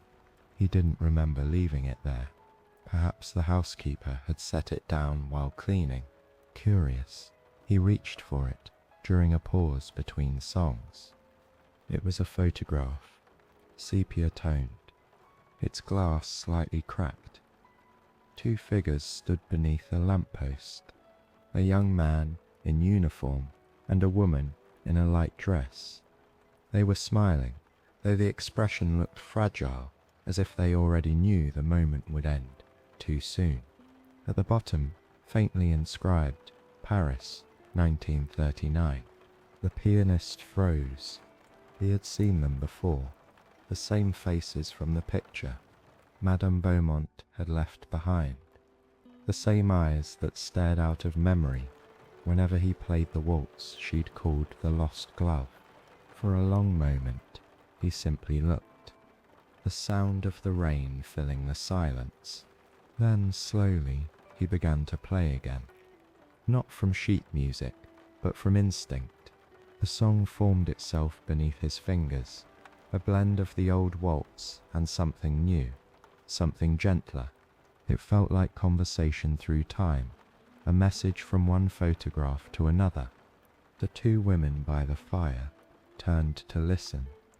Their murmured gossips stilled. Even the gentleman lowered his newspaper. The melody held the room in a kind of shared stillness, the kind only music or prayer can make. Midway through the piece, the door opened. A gust of cool air entered with a woman wrapped in a grey shawl. Her face was hidden beneath the brim of her hat, but her movements were graceful, deliberate. She crossed the lobby without hesitation and stopped beside the piano. "Where did you find that?" she asked softly, pointing to the photograph. The pianist looked up, startled. "It was here when I arrived." She reached out, but did not touch it. "It belonged to the Delaires. They stayed here before the war. I was the maid who cleaned their room." Her voice trembled slightly. "He left for the front 2 weeks later. She waited by that window every night until the letters stopped." The pianist's throat tightened. "You knew her?" "I did. She used to hum when she polished the glass. Said she could still hear him in the notes." The woman smiled faintly, eyes distant. "When the bombs came, the hotel closed for a while. I hid this photograph in the piano so it wouldn't be lost." The pianist's heart stopped for a beat. "You placed it there?" "Yes, in the small drawer beneath the keys. I thought someday, when someone plays again, maybe they'll bring them back for a moment." He looked at the frame again, suddenly aware of how the image had survived decades, only to find its way into his hands. "And tonight you return for it." "I return to remember," she said. "I come every year when the rain sounds like that night." The pianist nodded slowly, letting silence settle between them. Then he began a softer piece, one that carried neither sadness nor joy, but a quiet gratitude. The woman closed her eyes and listened, her hand resting lightly on the piano's edge. As he played, the faint drip of rain echoed from the ceiling, steady and comforting. The candles flickered, stretching their light across the marble floor. The music rose and fell like breathing. When it ended, the woman opened her eyes, glistening with tears. "You've given them back their evening," she whispered. He shook his head gently. "They never lost it. They just needed someone to listen." She smiled, her expression full of years and grace. "Keep the photograph," she said. "It belongs to the piano now." Before he could protest, she turned and walked toward the door. The doorman held it open, bowing slightly. Her figure dissolved into the fog outside, leaving only the scent of lilac behind. The pianist remained motionless for a while, staring at the photograph. He placed it atop the piano beside the glove and the lighter. The objects formed a small altar, tokens of impermanence, each tied to the same invisible melody. He began to play again, letting the photograph guide him. This time, the music felt lighter, touched with peace. The guests resumed their quiet conversations, unaware they were sitting within the echo of other lives. When the clock struck midnight, he stopped and turned the picture toward himself. The man's smile seemed clearer now, less like farewell, more like return. Perhaps memory, when held kindly enough, could change the photograph itself. He extinguished one lamp, leaving the room in partial shadow. The reflection of the photo glowed faintly in the polished piano lid, as though the image itself were illuminated from within. He whispered to it, unsure why. "You are home now." The rain thickened outside, pattering against the windows. In calm rhythm, he closed the piano lid, gathered his coat, and stepped away. But at the door, he turned back once more. The light from the chandelier struck the glass of the photograph just so, and for an instant, it looked as though the couple were dancing, forever caught in the gentle motion of their song. The pianist smiled, touched his hat in silent salute, and left the lobby in darkness, except for that single flicker of reflected light, proof that some goodbyes are only pauses in the music. The 11th night came softly, wrapped in fog that dulled the edges of the lamps and slowed every passing carriage to a ghostly glide. The Hotel St. Clair looked almost transparent under that kind of light, its facade glowing faintly like an old photograph held against a candle. Inside, the warmth felt deeper, gathered by habit and memory rather than by fire. The pianist entered later than usual. His thoughts had followed him from the night before, trailing like the hem of a long coat. Letters unsent, words too late, the quiet revelation of seeing his own handwriting where it didn't belong. He greeted the concierge absently and took his place at the piano. The instrument seemed to wait for him, loyal and patient, its lid polished to a mirror's depth. He began with a simple arpeggio, just to steady his hands. The notes shimmered through the air, mixing with the faint scent of rain that had drifted in each time the door opened. Few guests were present, only 2 women whispering near the fire, and an older gentleman reading the evening paper. The hotel felt emptied of the usual chatter. Even the bell above the door seemed to ring more quietly. As he played, the pianist noticed something odd on the piano's ledge. A small frame, wooden, its edges worn smooth by time. He didn't remember leaving it there. Perhaps the housekeeper had set it down while cleaning. Curious, he reached for it during a pause between songs. It was a photograph, sepia-toned, its glass slightly cracked. 2 figures stood beneath a lamppost, a young man in uniform and a woman in a light dress. They were smiling, though the expression looked fragile, as if they already knew the moment would end too soon. At the bottom, faintly inscribed, Paris. The pianist froze. He had seen them before. The same faces from the picture Madame Beaumont had left behind. The same eyes that stared out of memory whenever he played the waltz she'd called the Lost Glove. For a long moment, he simply looked, the sound of the rain filling the silence. Then, slowly, he began to play again. Not from sheet music, but from instinct. The song formed itself beneath his fingers, a blend of the old waltz and something new, something gentler. It felt like conversation through time, a message from one photograph to another. The 2 women, by the fire, turned to listen. Their murmured gossips stilled. Even the gentleman lowered his newspaper. The melody held the room in a kind of shared stillness, the kind only music or prayer can make. Midway through the piece, the door opened. A gust of cool air entered with a woman wrapped in a grey shawl.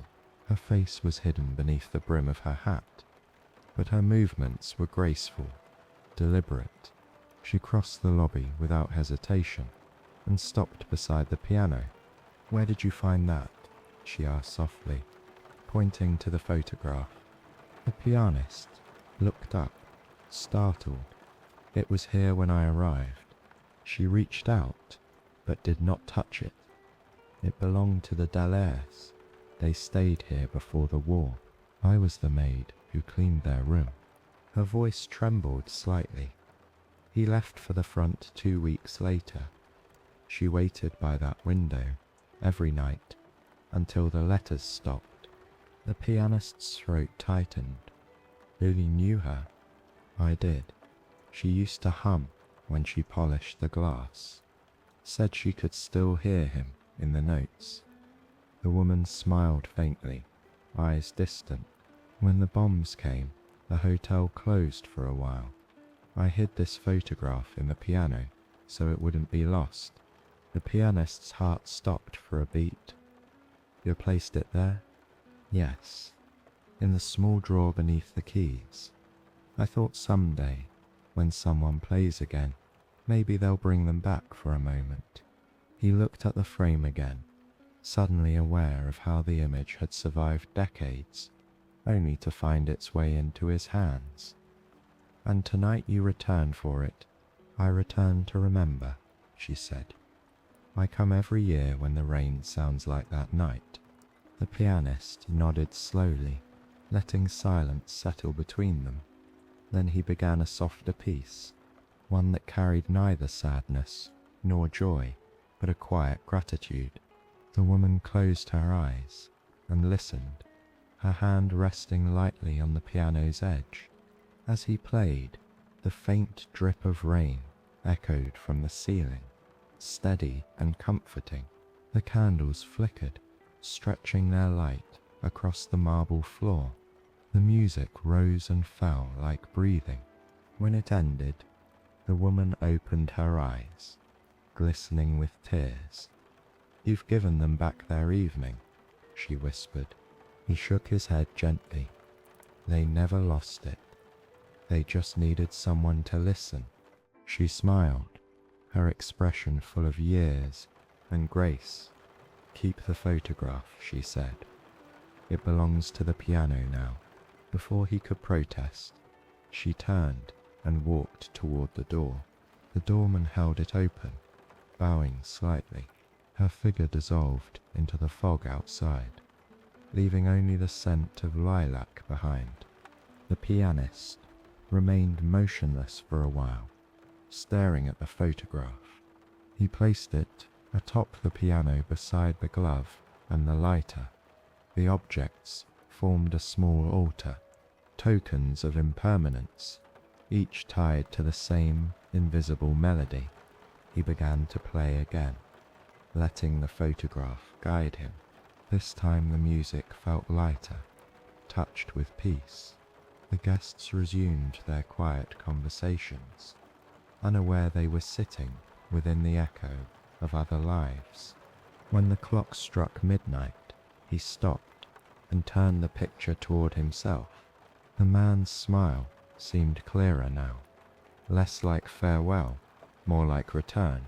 Perhaps memory, when held kindly enough, could change the photograph itself. He extinguished one lamp, leaving the room in partial shadow.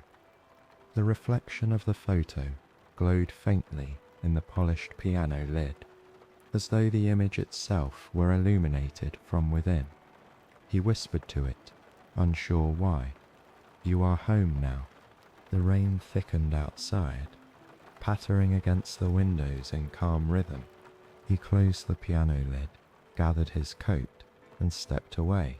But at the door, he turned back once more. The light from the chandelier struck the glass of the photograph just so, and for an instant it looked as though the couple were dancing, forever caught in the gentle motion of their song. The pianist smiled, touched his hat in silent salute, and left the lobby in darkness, except for that single flicker of reflected light, proof that some goodbyes are only pauses in the music. The 12th night unfolded beneath a sky of pewter.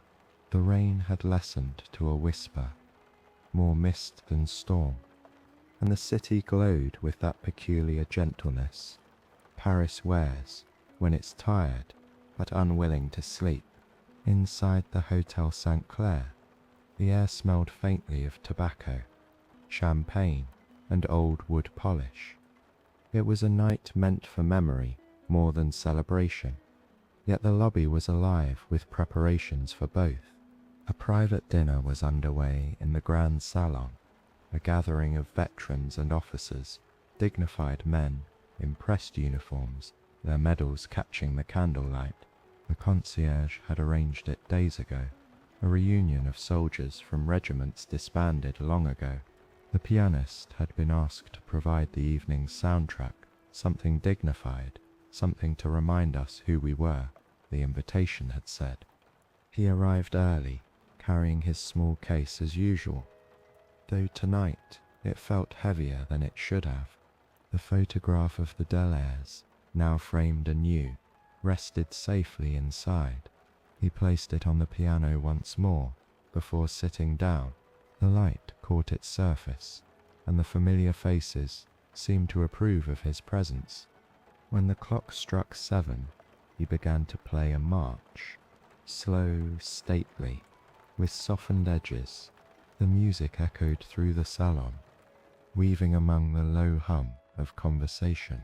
The veterans lifted their glasses in rhythm with the beat. Their laughter, polite and weary, filled the air like smoke curling toward the chandeliers. Among them sat a man whose posture commanded attention. The general. His hair was silver, his eyes sharp and bright, though his smile carried the careful measure of someone accustomed to command. He raised his glass to the pianist after the first piece. "Play on, monsieur," he called. "Play us something to remind us that war ends, but not everything must." The pianist obliged. He transitioned to a waltz, delicate but dignified, letting the rhythm soften the starch of uniforms and the stiffness of posture. As he played, fragments of laughter and old stories drifted across the room. "I remember that winter," one officer said, voice raspy with age. "We warmed our hands on tin cups and believed we'd see Paris by spring."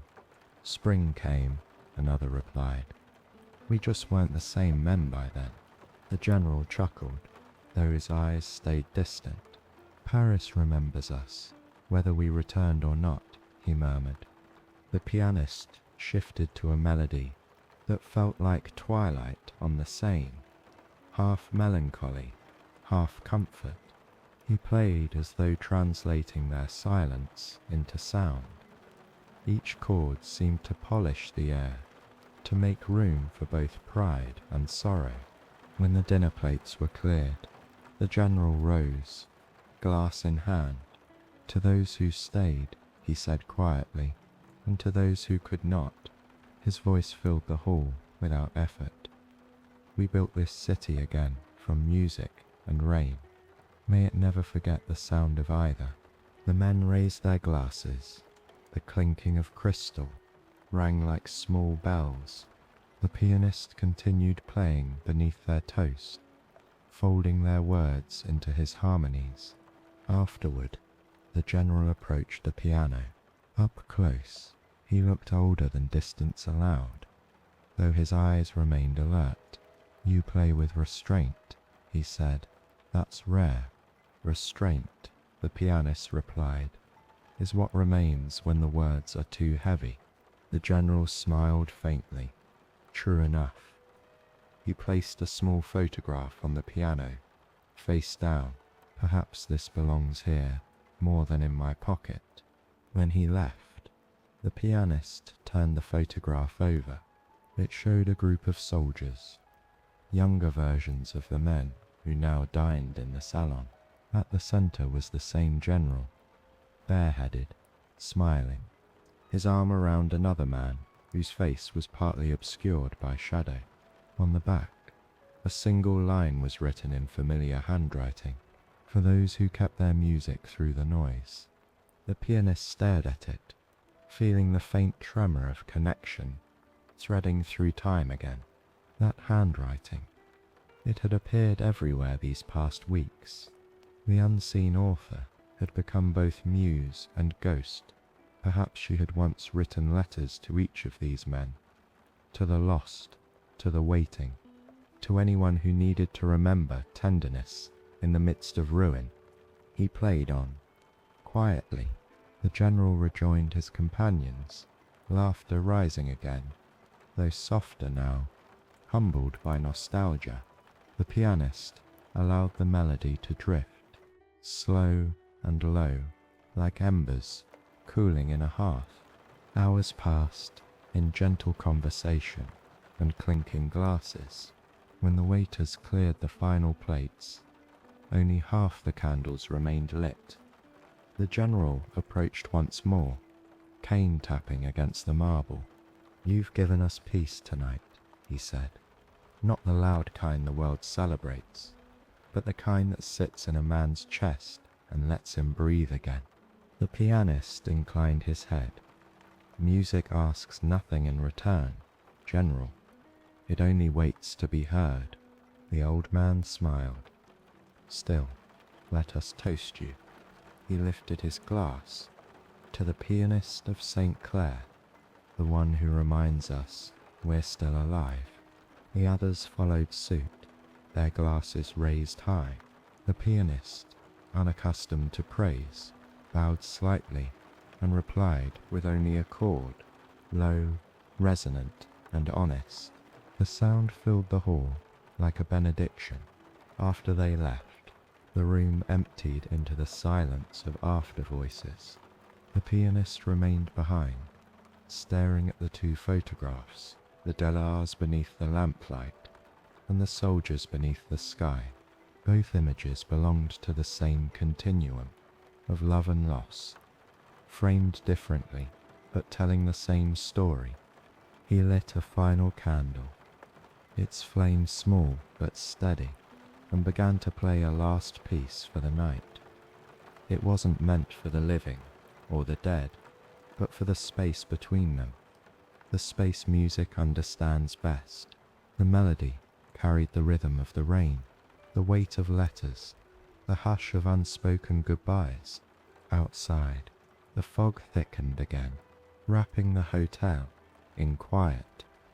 From somewhere above, perhaps a sweet window left ajar, a faint voice hummed along, someone remembering, or maybe imagining, the tune.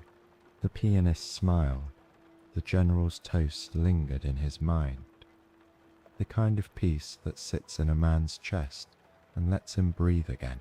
He closed his eyes and held the final note until it dissolved into air, until even the silence felt full. When he opened them, the reflection in the piano lid showed both photographs side by side, their edges touching. The faces, though belonging to different years, seemed to share the same light. He whispered to them both, "You are remembered." He gathered his coat and turned down the last lamp. The hotel exhaled around him, content. A faint smell of cigars and champagne lingered, mixed with the clean scent of wax. As he reached the door, thunder rumbled far away, polite and slow like applause heard from another room. He stepped into the misted street, where the city's lights blurred into gold veins across the wet pavement. Above him, the clouds moved apart just enough to reveal the faintest shimmer of moonlight. It glowed on his hands, his coat, and the letter he carried in his pocket. He walked home with the melody still in his mind, the rhythm of boots on marble echoing softly behind him, until the night folded itself shut like an envelope, sealing another story inside. By the 13th night, the Hotel St. Clair had learned the rhythm of October rain, as if it were part of its architecture. Drops threaded down the tall windows, like beads on a string, and the lobby glowed with amber stillness. The pianist entered just after sunset, greeted by the soft clink of glasses and the faint rustle of newspapers. It was a quiet night, the kind that made time appear slower, heavier, patient.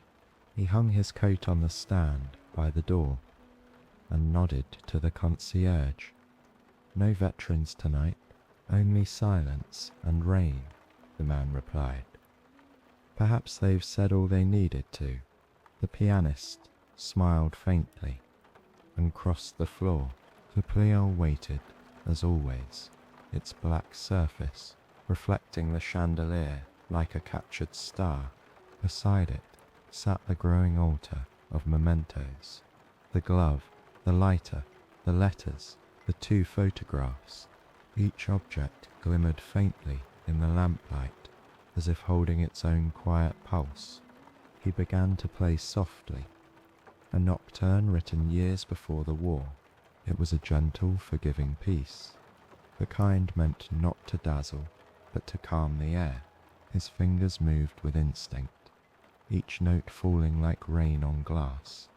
Then came the interruption, a small, curious sound, not unpleasant, but unexpected, a delicate mew. The pianist paused. The sound came again, closer this time. From beneath the velvet armchair near the fireplace emerged a small grey cat, its fur damp at the edges.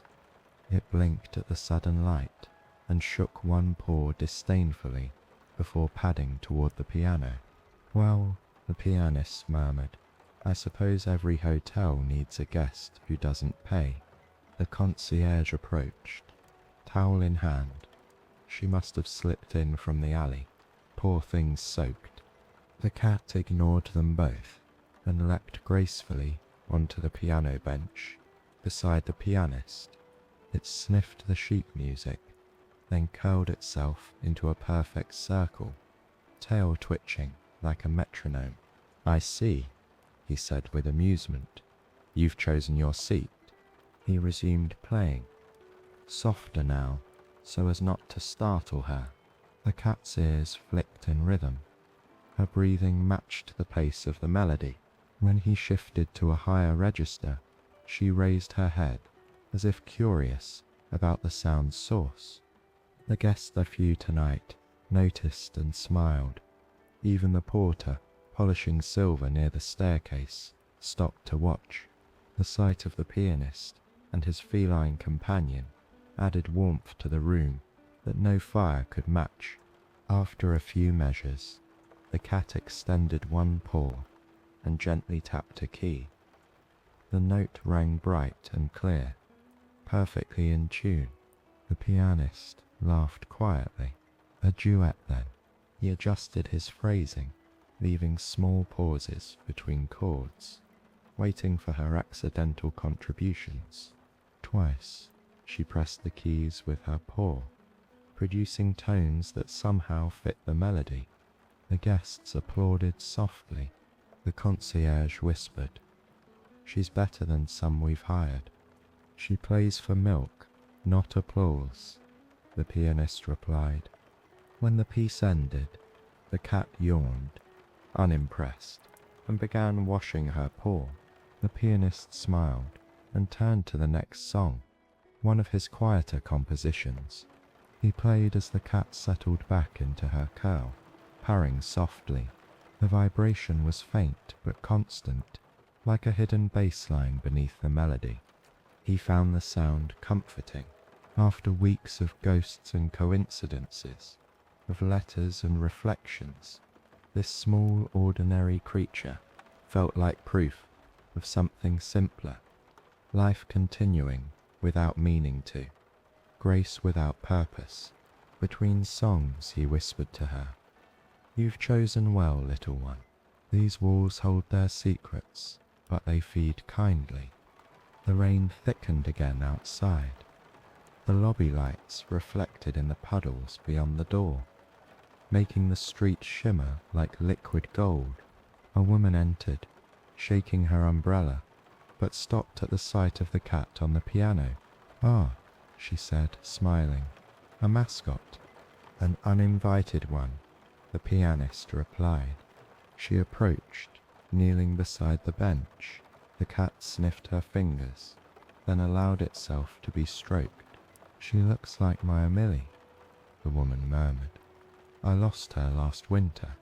"Then perhaps she found you again," he offered. The woman smiled sadly. "Perhaps." She left a small coin on the piano lid. "For her supper," she said, and moved toward the dining room. The pianist resumed playing. The cat stayed where she was, purring. The lobby settled into its gentle heartbeat. Rain, piano, breath, stillness. Hours passed unnoticed. The concierge eventually brought a small dish of milk, setting it discreetly near the bench. The cat drank with quiet dignity, then returned to her place beside the pianist. Together they played until the clock chimed midnight. When he finally stopped, the cat stretched, leapt down, and disappeared behind the staircase. He followed her path with his eyes, but didn't move. Instead, he reached for the glove on the piano, brushing it lightly with his fingers. It too was soft and silent, a different kind of companionship. He leaned back, letting the last echoes of the night's music fade. The hotel breathed gently around him, the sigh of floorboards, the faint creak of pipes, the rhythm of rain. He thought about how every night brought something new, a stranger, a letter, a reflection, a ghost, a song. Tonight it had brought life. When he finally stood, he found the cat again, curled up on the mat by the door, already asleep. He left her there, trusting the warmth of the lamps to keep her safe. As he stepped outside, he saw the faintest glow spreading behind the clouds, the suggestion of dawn's earliest silver. Paris smelled of rain and stone and possibility. The pianist walked slowly down the boulevard, the sound of his shoes mingling with the city's quiet pulse. Halfway home, he realized he was humming. A simple tune, circular, without beginning or end. He didn't know if it belonged to him or to the cat, but it felt like a promise that life, however fragile, continues to compose itself. When he reached his apartment, he paused to look back at the hotel's upper windows. Through the misted glass, one lamp still burned, the one above the piano. In its reflection, he thought he saw a small grey shape jump lightly onto the bench. He smiled. "Play then," he whispered. "The night is yours." And for a moment, as the rain steadied again, he imagined hearing faint notes drifting across the street, hesitant, curious, perfectly imperfect, echoing through the dawn-lit fog like a lullaby for the living and the gone alike. The 14th night arrived, draped in velvet quiet. Paris had tired of rain, for now. The streets shone not from falling water, but from memory of it. The Hotel St. Clair stood steady, its windows glowing faintly, its doors opening to the soft shuffle of guests escaping the cool October air. Inside, the pianist felt the calm settle over him like a familiar coat. He greeted the concierge, nodded toward the cat, who now claimed the rug by the fireplace as her kingdom, and took his place at the pliant. His small altar of keepsakes remained on the piano's edge, joined now by a silver teaspoon the concierge had quietly contributed, for luck. Every night, something new found its way there. The pianist had stopped questioning it. The collection felt like the city itself, leaving breadcrumbs for him to follow. He began with a gentle prelude, something circular, meant to draw out the warmth of the lamps. The first notes rose like thin threads of gold, stretching into every corner of the lobby. A few guests listened from their chairs, half hidden by newspapers or teacups. The cat purred beneath the table, tail flicking in lazy rhythm. Halfway through the piece, The door opened with a sound like a sigh. A man entered, older, neatly dressed, carrying an umbrella that had never been opened. His posture was straight, but his face was weary. The kind of weariness that doesn't belong to the body, but to the heart. He approached the concierge's desk, exchanged quiet words, then turned toward the piano. He stopped a few feet away, watching. When the pianist looked up, the man smiled faintly. "Forgive me," he said, "but I know this melody." The pianist hesitated. "It isn't a famous one, perhaps not in concert halls," the man replied, "but I heard it once before the war, in a small cafe near Montparnasse. There was a woman who played it every evening. She said it belonged to a friend who never came back." The pianist's fingers froze over the keys. The words struck like a memory, reawakening. "Do you recall her name?" The man nodded slowly. "Clara. Clara Dallaire." The room tilted slightly. The letters, the glove, the photograph, the handwriting, the face, the endless echoes of that name, Clara. The name he had never dared to imagine belonged to anyone real. He composed himself. She played this very melody. "Yes," the man said softly, "and she always ended it the same way, with a single note held longer than the rest, as if she were waiting for someone to answer it." The pianist's throat tightened. He pressed the next chord, letting it stretch into silence. "Perhaps," he said. "She was." The man stepped closer. "I was a friend of Etienne's," he continued. "We served together. He spoke of her often, said she was his home, even when home was gone. When I returned, I searched for her, but Paris had changed. I never found her." The pianist gestured to the table by the window. "She used to sit there," he said quietly, "every night, waiting." The man's eyes followed his gesture. For a moment, he seemed to see her there, the faint outline of a woman in a blue coat, gloved hands folded around a teacup. He exhaled slowly. Then she kept her promise. Neither spoke for a while. The piano filled the silence with gentle repetition, notes that sounded like breathing.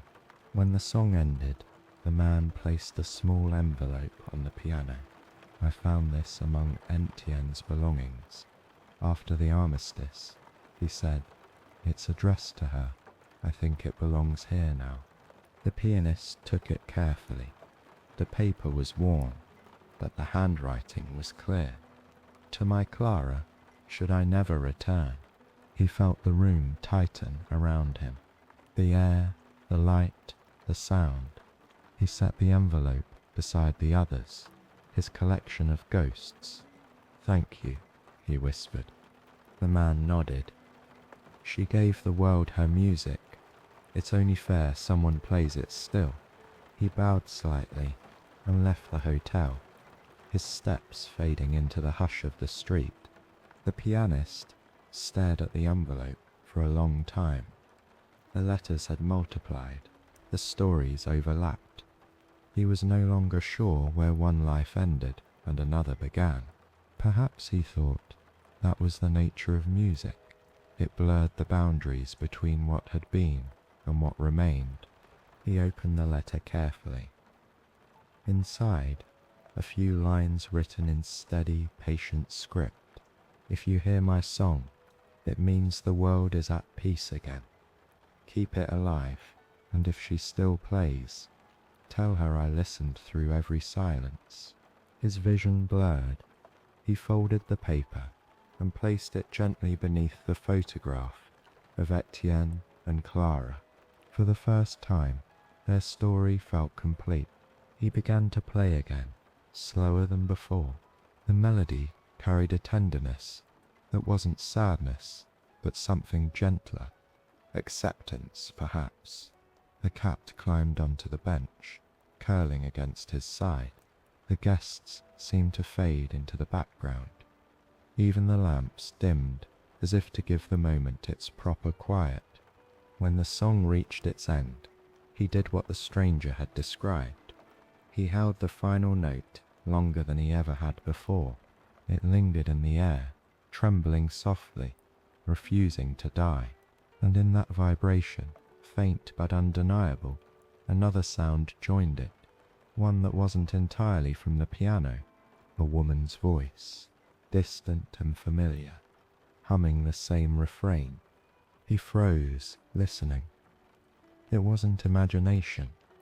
The tone was too clear, too human. The concierge, polishing glasses nearby, lifted his head, startled. "Did you hear?" "Yes," the pianist whispered. The voice faded, leaving only the faint hum of electricity in the lamps. The rain had begun again, tapping lightly against the glass, steady as a heartbeat. He smiled, not in disbelief, but in recognition. She answered. The concierge approached, bewildered. "Monsieur!" The pianist shook his head gently. Nothing, just an echo. He played one more note, soft and pure, letting it fade into the hum of the rain. The cat purred louder, as though approving.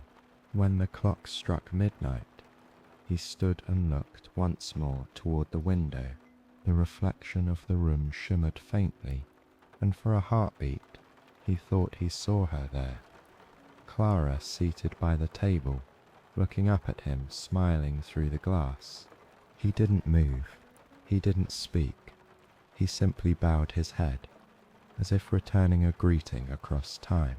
Outside, the rain continued its gentle applause. Inside, the piano waited, its final notes still hanging in the air, neither past nor present, just there. And somewhere in the echo, Paris seemed to breathe again. The 15th night arrived with thunder rolling low over Paris, a sound so deep it made the windows of the Hotel St. Clair tremble in their frames.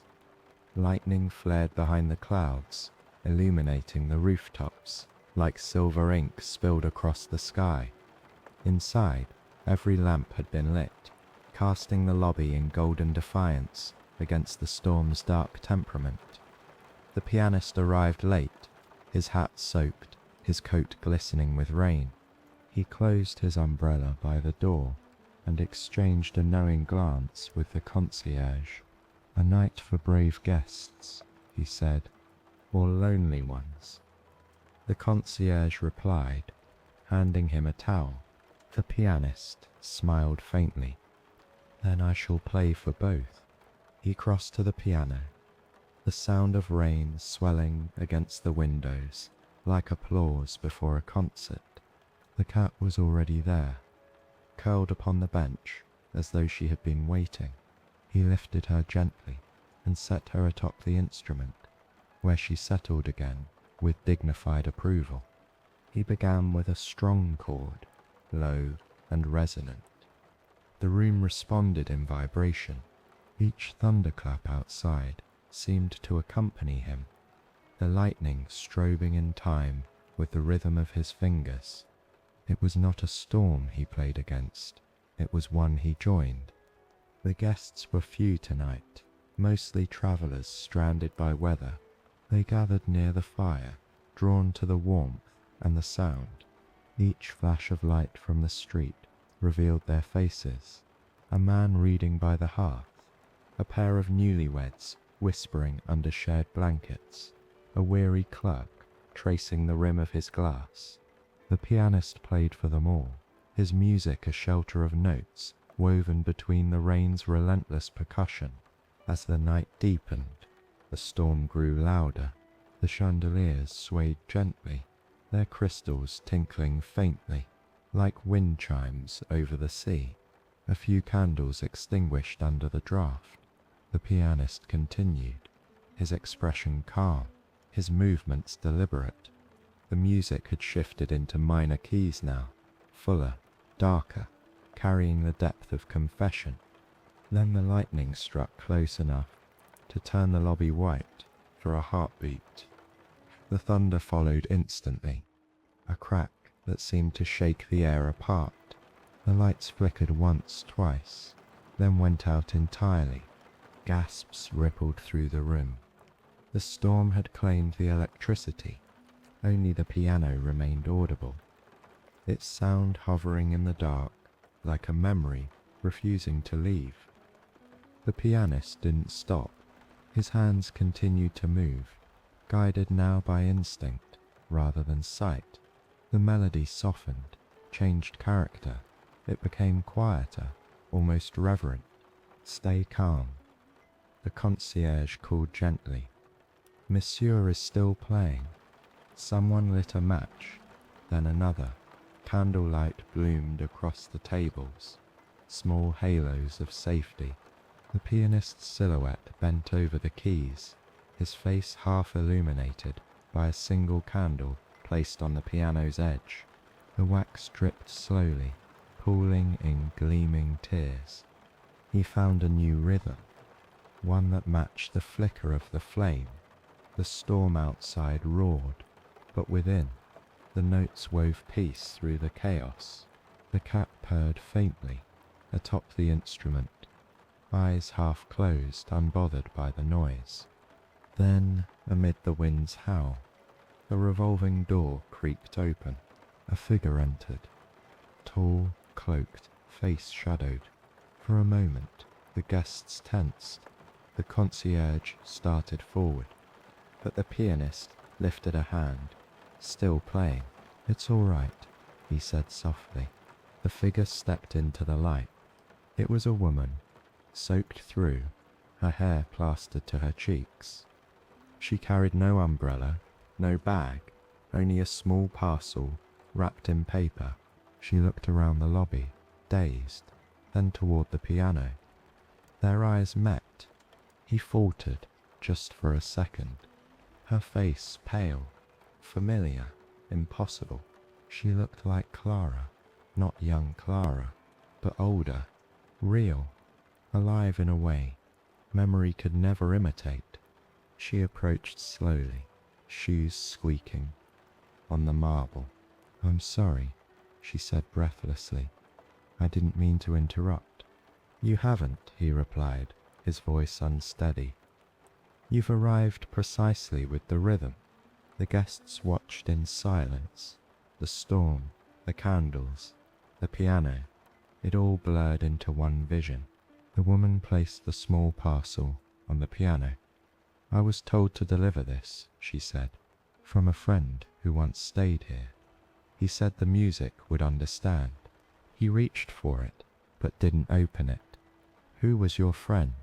She hesitated. "A soldier. His name was Etienne." The room seemed to still, as though even the rain paused to listen. "He asked me to bring it to the man who plays at St. Clair," she continued. "He said you'd know what to do with it." The pianist's hands trembled. He placed them back on the keys and began to play again, unable to speak. The melody that emerged was the same one Etienne had written to Clara, the waltz of reunion, of waiting, of rain. The woman closed her eyes and listened. When the piece ended, he opened the parcel carefully. Inside was a small metal music box, its casing tarnished, its lid engraved with a simple star. He wound it once. The mechanism clicked, then released a tune so faint it seemed to float rather than sound. It was the same melody he had just played. Tears filled his eyes. "He carried her song," he whispered. The woman nodded, and she carried his. "I'm only the messenger." The candles flickered violently as thunder boomed again, but neither flinched. He set the music box on the piano, its delicate notes joining his as he resumed playing. Together, the two melodies overlapped, the fragile metal sound and the living resonance of the instrument, one human, one mechanical, both eternal. Around them, the guests listened in silence. The storm outside had reached its peak, the wind howling through the cracks of the windows, but inside, harmony prevailed. The pianist felt the moment expand, until time seemed to bend, every letter, every photograph, every waiting glance, converging into this single trembling instant. Then, as abruptly as it had begun, the thunder ceased, the rain softened to a hush, the lamps flickered once more and came back to life, the chandelier steadied, scattering reflections across the marble floor. The woman stepped back. "My part is done," she said gently. "The rest belongs to you." He wanted to ask her name, but before he could, she was already walking toward the door. When it closed behind her, only her reflection lingered in the glass, a ghost made of candlelight and rain. He looked down at the music box, still playing its final fragile notes. The mechanism wound down, slowing, fading into silence. The pianist lifted his hands once more, letting the piano finish what the box had begun. The melody stretched outward, a slow benediction for everything the storm had taken and given back. When he finished, the guests applauded softly, some with tears they didn't understand. He bowed his head, exhausted but lighter. The cat meowed once, breaking the spell. Laughter followed, gentle and real. The pianist smiled. The storm had passed, but in the still air that followed, he could still hear the faint echo of the music box, repeating somewhere beyond the edges of sound, proof that memory, once played, never truly ends. When morning came, Paris was rinsed clean. The storm had left behind puddles like small mirrors, and the sky after so many days of iron grey showed streaks of pale blue between clouds. The Hotel St. Clair breathed as if it too had slept deeply for the first time in weeks. Its facade glistened, its brass polished by rain. The pianist arrived early, his steps echoing softly through the quiet lobby. The scent of fresh coffee, mixed with damp stone and roses newly arranged in the vases. He removed his hat, greeted the concierge with a nod, and crossed to the plail. The piano looked almost luminous under the gentle daylight, as though it had absorbed the storm's energy and transformed it into calm. The cat stretched atop the bench, blinking in the sunlight, then leapt down and trotted toward the kitchen, tail held high. "Breakfast before music," the pianist murmured, amused. He sat, letting his fingers rest on the keys without pressing them yet. The silence of morning had its own rhythm, the clatter of dishes, the sweep of a broom, a faint whistle from the porter. After so many nights of thunder, this simple quiet felt sacred. He opened the small parcel again. The music box lay inside, still slightly damp from the night before. He wound it carefully. The tiny tune began once more, fragile but faithful, each note bright as dew. He placed it on the piano's lid and listened. The melody mingled with the hotel's waking sounds. It no longer felt ghostly, but companionable, as if the instrument itself hummed along. He began to accompany it softly, one hand weaving chords around the delicate tinkle.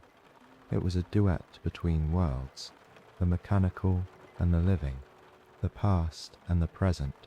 The concierge approached, carrying a tray with 2 cups of steaming coffee. "For you, monsieur," he said. "After last night, you've earned a calmer morning." Happy, the pianist replied, accepting one. "Did you hear it? The storm's music?" The concierge smiled. "Everyone did. We'll be speaking of it for years." He nodded toward the music box, and that a gift the pianist said simply. Or perhaps a return. They stood quietly for a moment, listening to the faint chime of the device. The concierge sighed. This hotel holds more stories than rooms. It's what keeps it alive, the pianist said. After the concierge left, the pianist played again, slower now, matching his breathing to the rhythm of the box. The sunlight edged across the floor, glinting on puddles that had seeped in under the door. The reflection of the chandelier trembled in the thin layer of water, turning the marble into a shifting canvas. Soon, guests began descending the staircase, their morning chatter filling the space. The pianist greeted them with nods, adjusting his tune to fit the mood.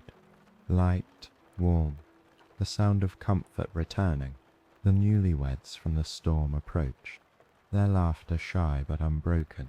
The bellboy passed with an armful of letters.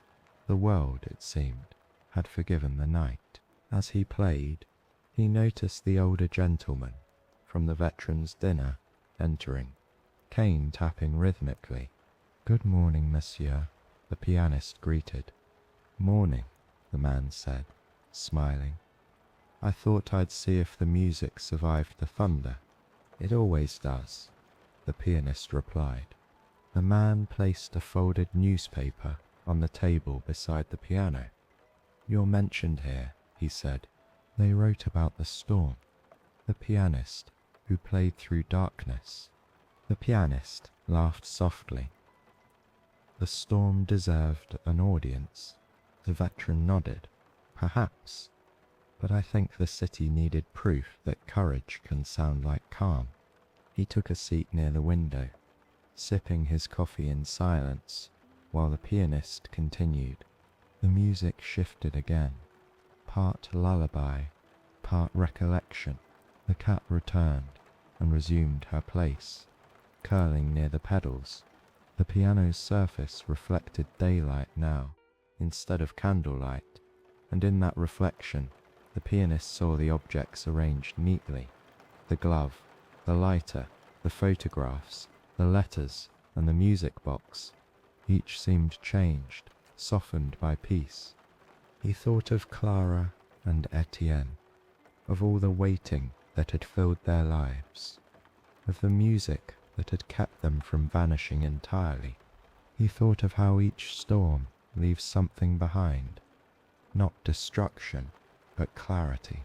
Perhaps that was what the rain had always been trying to teach him. He paused, closing the lid of the box gently. The room fell into silence again. The guests applauded quietly before returning to their conversations. After a while, he stood and walked to the window. The sky outside was brightening, the Seine flashing silver in the distance. Street vendors were already setting up their stalls, their voices mingling with the clatter of carts. He smiled. Life, it seemed, had returned in full colour. The concierge joined him at the window. "You'll play again tonight, yes?" "Of course," the pianist said. "But tonight, something different. Not for memory.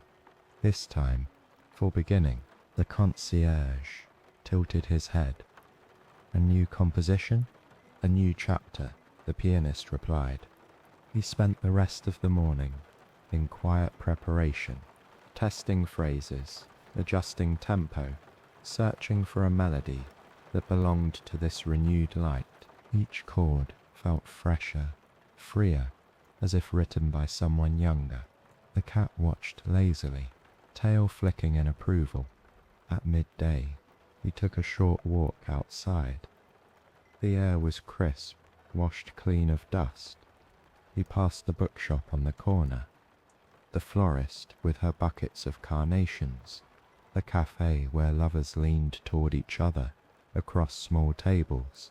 The city no longer whispered, it hummed. He returned just as the church bells began their noon song.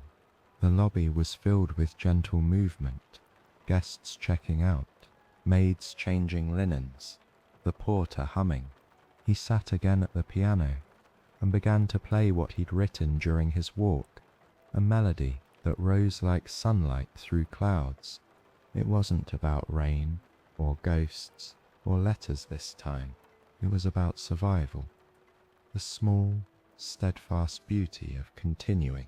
The music drifted through the hotel, up the stairs, into the open windows. People paused to listen, without knowing why. When he finished, the cat rubbed her head against his arm. "Yes," he whispered. "We'll keep it simple from now on." He placed the music box back in its parcel, tucked safely beneath the photographs. The glove he left on the lid, its pale fabric catching the afternoon light like a hand waving farewell. The storm had ended, but its echo had given birth to something new. Something neither sad nor nostalgic, just steady. He closed the piano, took a final sip of cold coffee, and whispered to the empty room, "Tonight we begin again."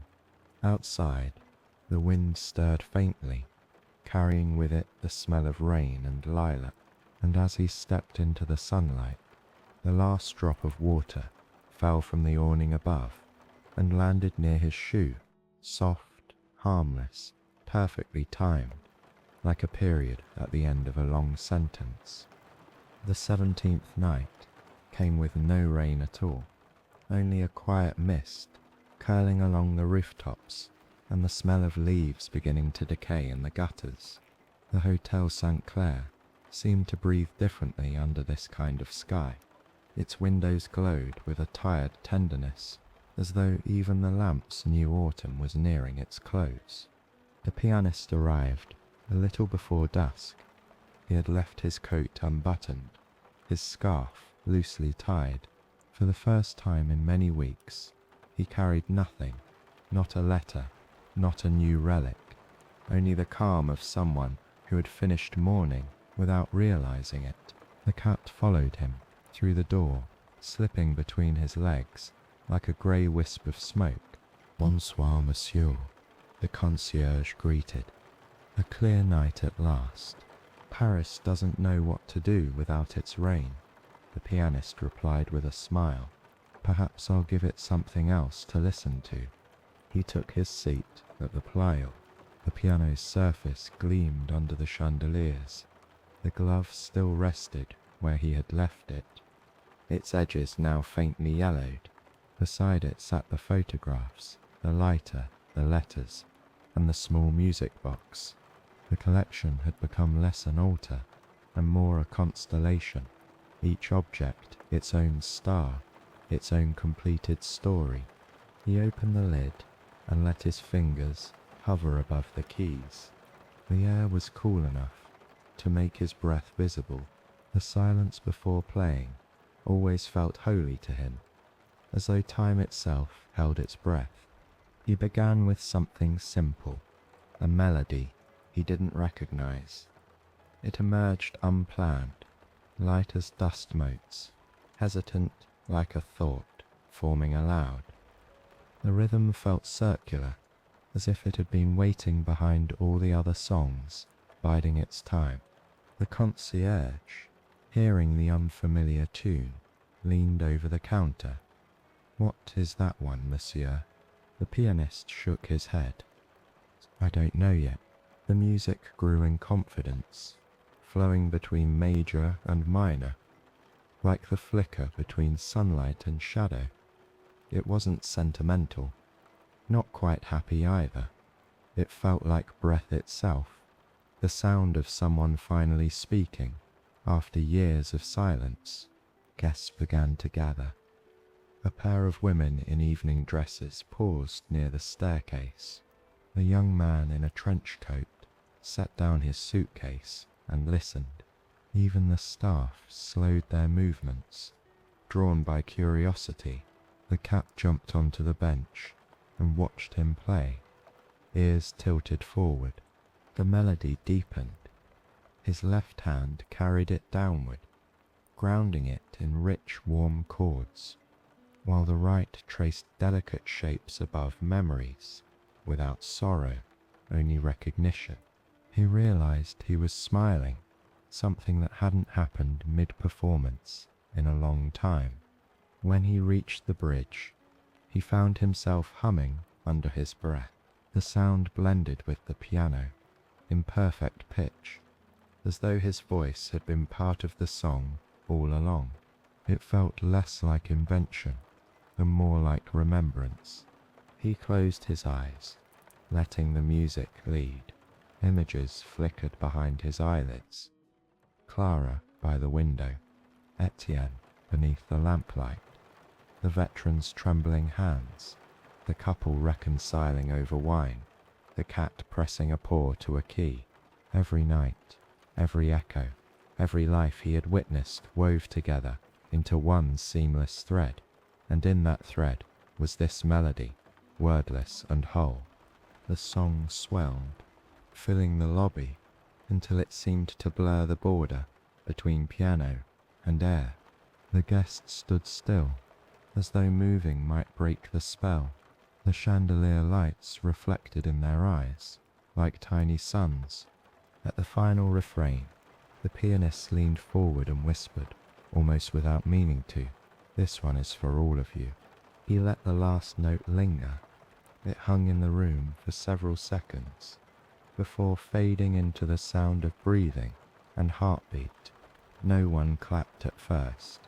Then, softly, someone sighed, and another whispered, "Mercy." The applause that followed was gentle, hesitant, reverent. "What do you call it?" the concierge asked. When the sound quieted, the pianist looked at his hands. "I don't think it has a name." "Then name it," the concierge urged. He shook his head. "No. Some songs are meant to remain open." He stood, stretching his shoulders, and poured himself a small glass of water. The cat leapt onto the stool in his place, pawing curiously at the keys. A single note rang out, a high C, pure and clean. The pianist chuckled. "You see, even she adds her ending." The guests lingered longer than usual, reluctant to break the stillness. One by one, they drifted upstairs or out into the mist, leaving behind the faint smell of perfume and tobacco. The lobby dimmed to half light. The pianist sat again, not to play, but to think. He touched each object on the piano, as though greeting old friends. "You've all had your songs," he murmured. "Tonight was mine." He lifted the glove, folded it gently, and placed it inside the drawer beneath the keys. Then the lighter, the photographs, the letters, and finally the music box. When he closed the drawer, he felt no sadness, only a quiet completeness, as if closing a well-read book. He played one final chord, low and sustained. A sound vibrated through the wood, through his hands, into his chest. He imagined it travelling up the staircases, through the hallways, seeping into every room, until even the walls remembered it. The concierge approached softly. "You'll play again tomorrow?" "Yes," the pianist said, "but something different each time. The same melody never speaks the same truth twice." The man smiled, understanding. "You've found it, haven't you?" "What's that?" "Peace." The pianist considered the word. The cat purred. Outside, the mist curled against the glass, like smoke from an invisible chimney.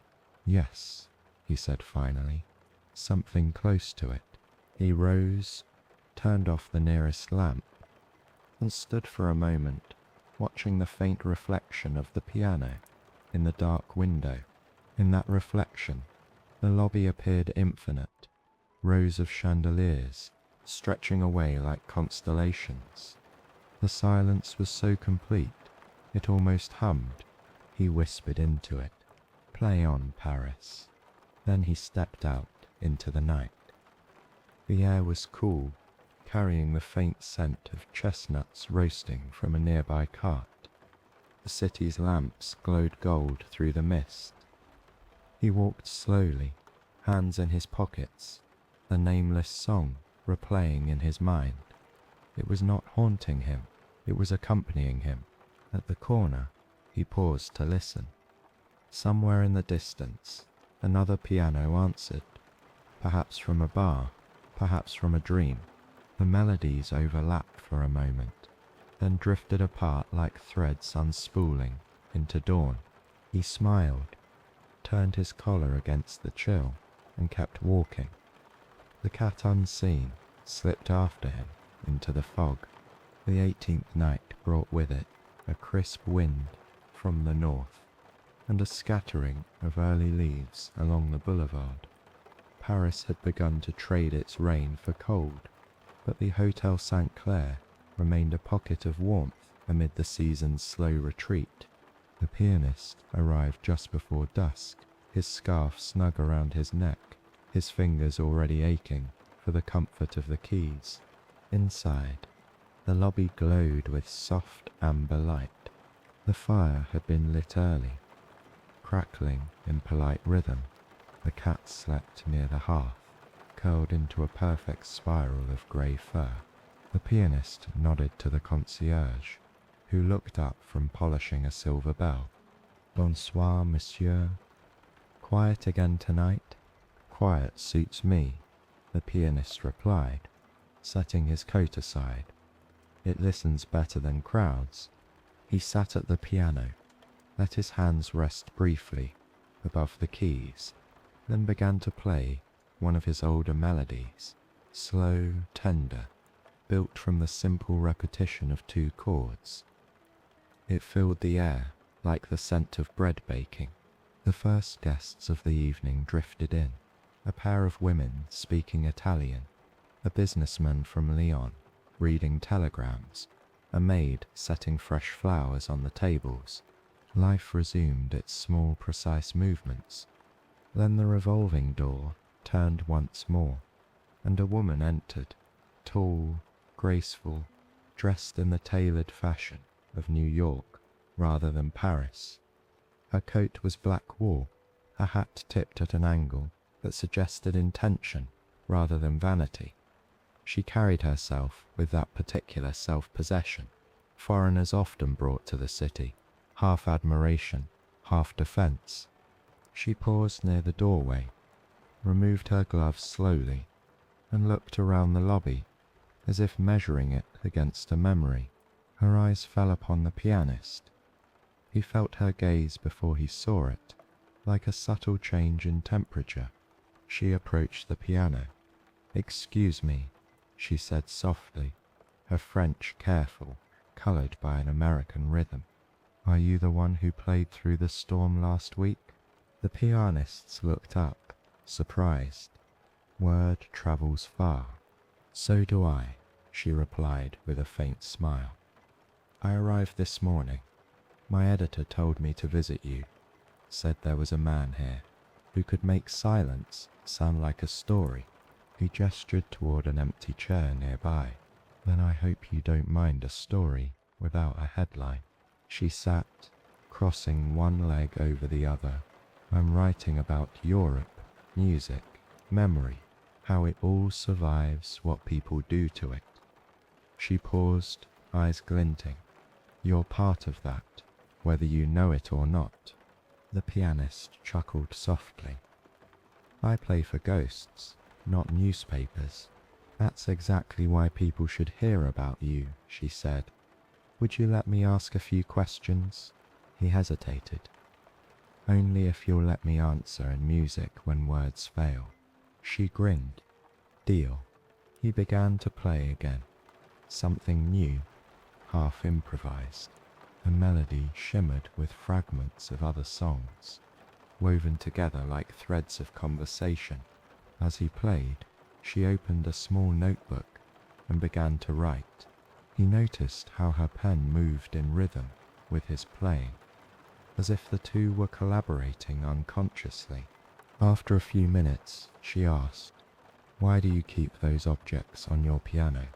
"The photographs, the glove, they belonged to the knights," he said. "Each one found me when it was ready. I suppose they're the hotel's way of remembering." She studied him for a moment. "And what about you? Do you remember, or do you just play?" The question startled him. He lifted his fingers from the keys, letting silence spill into the space between them. "I used to play to forget," he said finally. "Now I play to stay." The woman's pen slowed. "Stay?" "Yes," he said, "in this place, this moment. Music anchors what time tries to wash away." She nodded, thoughtful. "You sound like my father. He played trumpet in Harlem before the war. Said music was the only way to prove the knight didn't win." The pianist smiled. Then he understood perfectly. They spoke between songs. She told him about New York, the clatter of the subway, the smoke of jazz clubs, the city's hunger for sound. He told her about the war years, the silences that followed, the ghosts that found refuge in melody.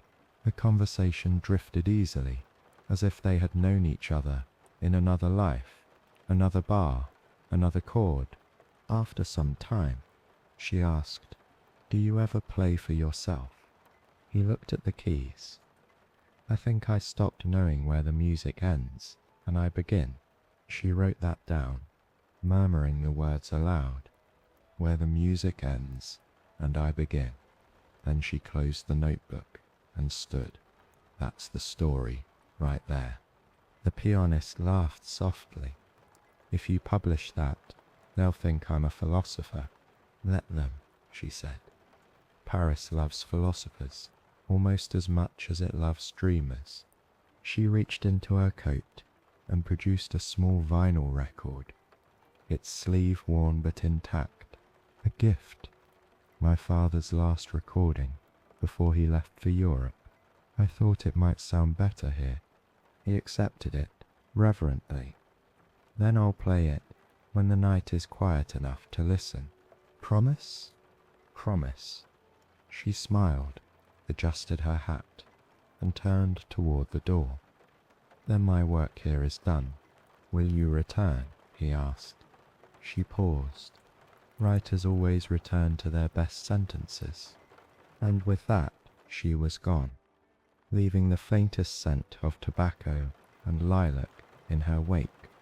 The pianist looked at the record for a long time before setting it beside the music box. Then slowly he began to play again. Not her father's song yet, but something inspired by her voice, her questions, her quick smile. The music carried a new lightness, a pulse closer to jazz than to nostalgia. It felt like an invitation forward. The concierge, listening from the desk, whispered to himself, "Ah, he's found a new rhythm." The cat stretched, leapt onto the bench, and meowed once in agreement. When the song ended, the pianist looked toward the door where she had stood. "To Harlem," he murmured, "to every place where knights learn to sing again." He closed the piano, the air still humming from the last chord, and realized something quiet but certain. For the first time in years, the future didn't frighten him.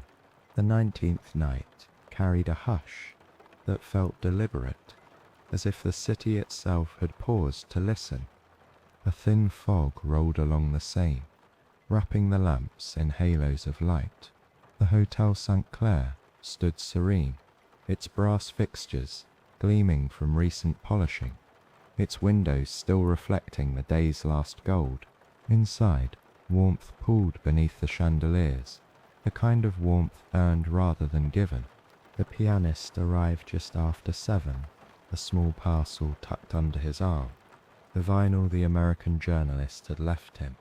He placed it gently on the piano, beside the lighter and the glove, and for a long moment simply stared at it. The sleeve was cracked along one edge. A faint smell of tobacco and old cardboard lingered. Across the label, written in pencil, were the words Midnight Promise, J. Walker Quartet, 1940. The concierge approached with curiosity. Something new tonight, monsieur. Something borrowed from another continent. The pianist said, an echo from Harlem. He dusted the turntable that stood on the small table beside the piano, a relic from the hotel's earlier days, and placed the record upon it. When the needle touched, a low hiss filled the room, followed by the soft crackle of time itself. Then came the trumpet, clear, strong, heartbreakingly alive. The guests turned toward the sound. The music was different from anything usually heard at the St. Clair. It swung gently, its rhythm loose but assured, like footsteps on warm pavement. The pianists listened intently, every measure unfolding like a letter written across the Atlantic. He let the record play once, twice, before moving to the piano. We'll speak back to it, he murmured. When he began to play, his notes didn't imitate the recording. They conversed with it. The piano followed the trumpet's phrasing, responding rather than echoing. The lobby transformed into a quiet dialogue between eras, between Harlem and Paris, between father and stranger. Guests gathered slowly. A couple returning from dinner lingered near the door. The bellboy leaned on his cart, entranced. Even the cat sat upright on the bench beside him, tail flicking in rhythm. The chandelier trembled faintly from the vibration of the overlapping songs. After a few minutes, the pianist paused the record and continued alone. His melody carried the same pulse, but softened it, translating brass into velvet, streetlight into candlelight. It was not imitation, it was translation, reverence made human. When the final note faded, the guests applauded quietly. The pianist lifted the needle and let the record rest. Mercy, he said softly, as if thanking both audience and ghost. The concierge approached again. That music, it changes the air. You can feel it breathe differently. That's what jazz does, the pianist replied. It turns memory into motion. He poured himself a small glass of cognac and remained seated, fingers tracing the worn edge of the vinyl sleeve. For the first time, he realized how many stories had found their way into this hotel, from war-torn lovers to lost travelers, from soldiers to journalists. The St. Clair had become a crossroads of unfinished songs. Perhaps that was why he had never left. It gave him endless company. Later that evening, a few more guests arrived. A painter from Montmartre, a poet who smelled faintly of absinthe, and two sailors seeking warmth. They clustered around the piano, drawn by the promise of sound. The pianist gestured to the record. Shall we give Harlem another turn? The trumpet returned, jubilant and sure. The pianist joined in again. This time freer, less careful. His left hand marked the rhythm. His right explored conversation. The poet closed his eyes, swaying slightly. The painter tapped his glass against the table. The sailors began to hum. The hotel for once forgot its manners. When the final chorus came, thunderous applause erupted, not loud but sincere. The applause of people who had needed to feel alive. The pianist smiled, sweat glistening at his temples. To Harlem, he toasted quietly, and to Paris for listening. The concierge lifted his own glass in return. To the bridges between, hours passed like minutes. The pianist played until his hands ached. Between songs, he shared small silences with his audience, the kind filled with understanding, rather than emptiness. At one point, he noticed the journalist's record sleeve had begun to curl at the corner. He smoothed it gently, almost affectionately. "You've travelled far," he whispered to it. As midnight approached, the guests drifted away one by one, leaving the lobby filled only with the faint hum of the record player. The cat yawned, leapt down, and disappeared under a chair. The pianist remained. He placed the needle back on the record's final track. The trumpet began once more, soft, slower this time. It sounded like farewell. The pianist didn't play along. He only listened, eyes half closed, letting the music fill the spaces inside him. He hadn't realized were still hollow. When the song ended, he lifted the needle gently and left it suspended above the groove, unwilling to let it scrape the silence. The lobby now was utterly still. No wind, no footsteps, only the low hum of the city beyond the glass. He leaned back, hands folded in his lap, and whispered, "Thank you, Mr. Walker." From the shadows, the concierge spoke softly. "It feels as though he heard you." "Maybe he did," the pianist said. "Maybe sound travels further than we think." He stood, stretching his fingers, then began one last piece for the night, improvised, inspired by the trumpet's lingering tone. It was lighter, full of syncopation, with sudden bursts of joy that seemed to surprise even him. The melody laughed where others had sighed. The concierge smiled. "You're playing like a young man again. I think I've been forgiven," the pianist said, and kept playing. By the time he stopped, the lamps had dimmed, and the fog outside had begun to lift.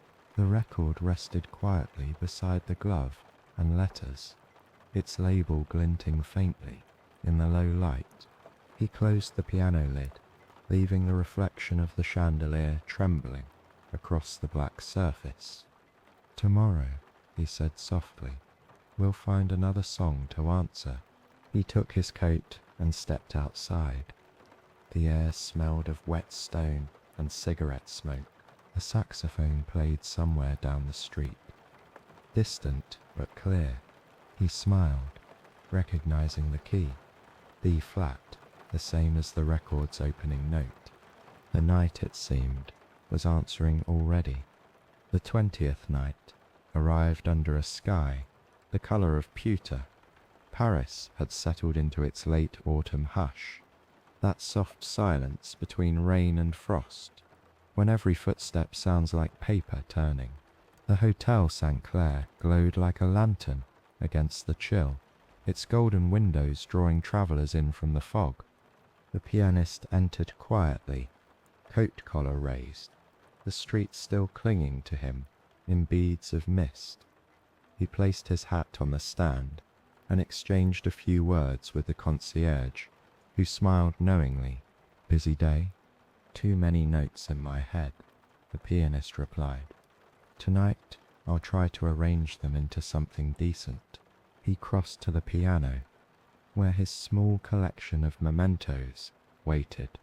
The glove, the photographs, the lighter, the letters, the record, the music box. Each had its place, each now less burden and more companion.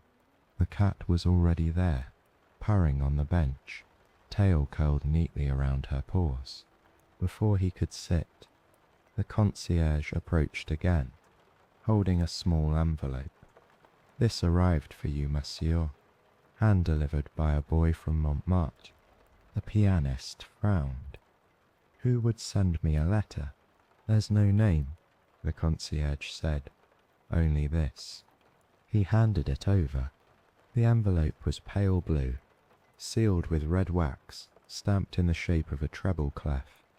The pianist broke it open carefully, revealing a single sheet folded twice. The handwriting was neat, but unfamiliar. Neither Clara's nor Etienne's, nor anyone else he recognized. To the pianist of St. Clair, it began. You don't know me, but I've heard you play from my window in Montmartre. The sound travels across the rooftops when the wind is kind. Each note finds my easel and keeps me company through the long hours.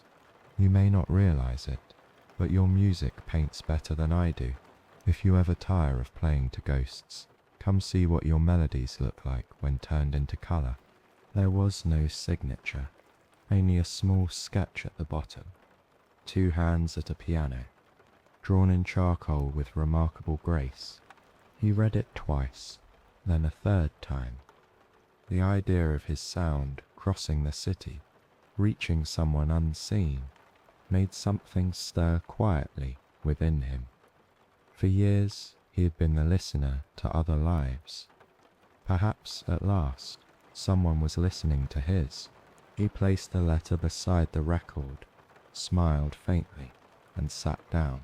Tonight he began differently, not with a waltz or a nocturne, but with a melody full of movement, as if walking uphill.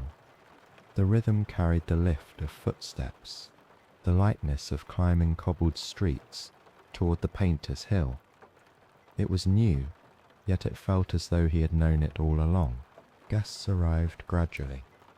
The newlyweds from earlier nights returned, laughing softly.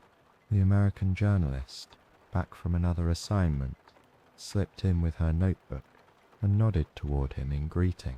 Even the veteran appeared briefly, cane tapping, taking his usual seat by the window. The pianist played on, weaving warmth through the lobby. Between songs he sipped water, reread the letter, and wondered about the artist who had sent it. A woman, perhaps, or a man. He tried to picture their studio brushes in jars, the faint scent of turpentine, a single lamp burning through the long Parisian night. He began a new tune, inspired by the thought. The melody shimmered like light on canvas, broad strokes of sound, punctuated by smaller, quicker flourishes. The journalist smiled, jotting down words. The cat leapt onto the bench and tapped a paw at a high key, as if approving. When the song ended, the concierge clapped softly. What do you call that one? Rue de Coeur, the pianist said, for the street that leads uphill. The veteran raised his glass. Then here's to uphill battles worth fighting. Laughter rippled through the room, gentle and unforced. As the evening deepened, the pianist continued to play, each piece carrying hints of curiosity and wonder. Between sets, he found himself glancing at the letter again. The idea that his music could inspire creation in another, could be seen as much as heard, filled him with quiet joy.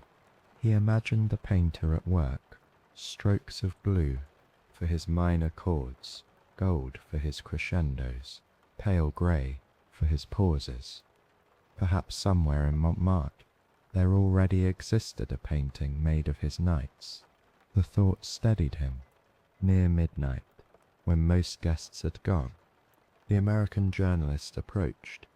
You look lighter tonight, she said, as if something's changed. He handed her the letter. She read it quickly, smiling. So you've become a muse. That's dangerous, you know. Why dangerous? Because it makes you responsible for someone else's dreams. He looked thoughtful. Then maybe it's time I learned to share the weight. She returned the letter. Where you go? Perhaps, he said. If the wind is kind. The cat meowed softly, as if seconding the thought. He turned back to the piano and began to play once more. This final song of the night was quieter, intimate. A conversation between what he could imagine and what he hoped to find. The melody unfolded like a map, tracing invisible streets, pausing at every window where someone might be listening.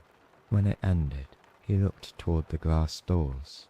Beyond them, Paris gleamed faintly in mist. The hill of Montmartre, a shadow against the sky.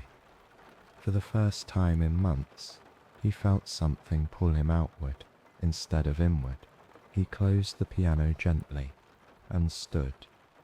"Good night, everyone," he said. The concierge looked up, surprised. "No encore, monsieur." "Tomorrow," the pianist replied, slipping the letter into his coat pocket. "I think tonight the music must walk." He stepped outside. The air was cold but clean. The lamps flickered in the fog like candles guiding a path. He turned north toward the faint outline of the hill. Somewhere up there, a painter was perhaps washing brushes, unaware that the man she had written to was now following her melody back to her own.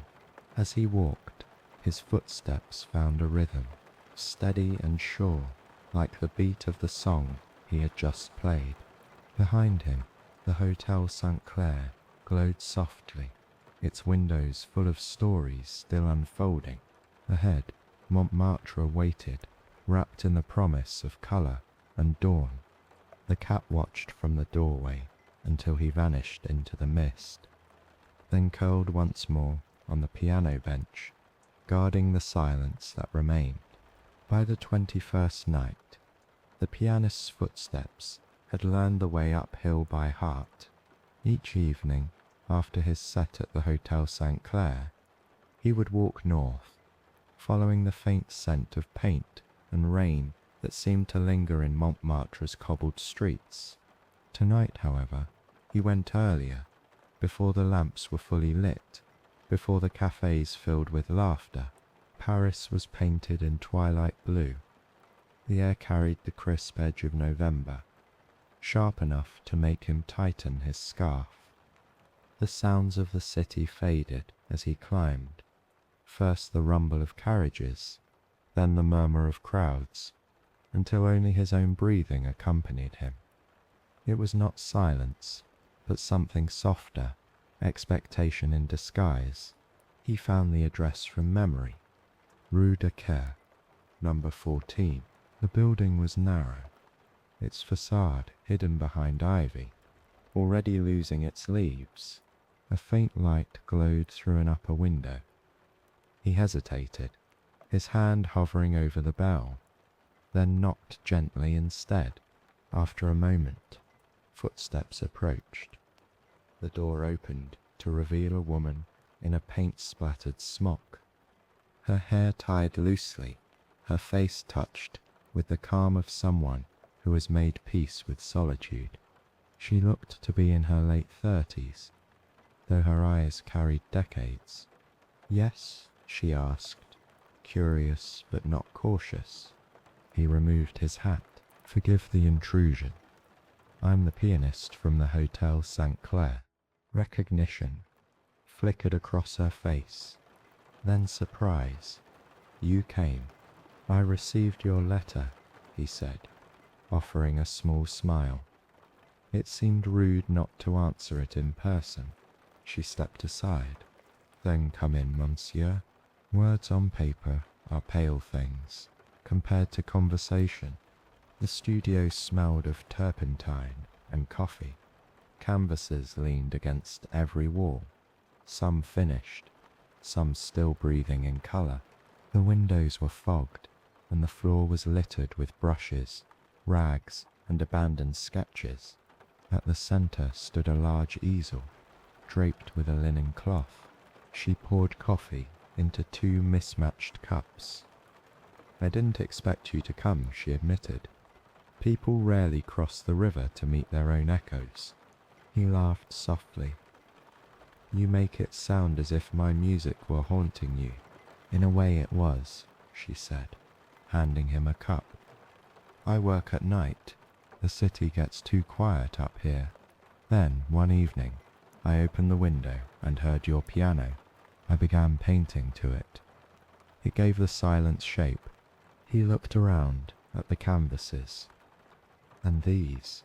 She walked to the covered painting and lifted the linen away. The breath left his chest. It was his hotel, the lobby of the St. Clair, but transformed.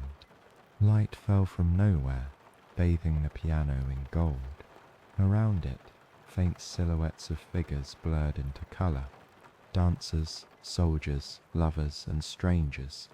The chandelier above was rendered as a constellation of stars, and in the corner, a grey cat curled in eternal rest. "This," he whispered, "is every night I've lived." She nodded. "And every song I've borrowed." They stood in silence for a moment, the only sound the slow ticking of a clock somewhere behind the canvases. "I didn't mean to steal," she said. "I only wanted to keep the feeling before it vanished." "You didn't steal it," he replied. "You preserved it, better than I could with sound." The small smile curved her lips. "Then perhaps we've collaborated without knowing it." He set his cup down. "Would you like to see how it sounded before you painted it?" Her eyes brightened. "You'd play here, if you have something with keys." She gestured toward the corner, where an upright piano stood beneath a layer of dust. "It's out of tune. Then we'll play around the imperfections," he said, sitting down.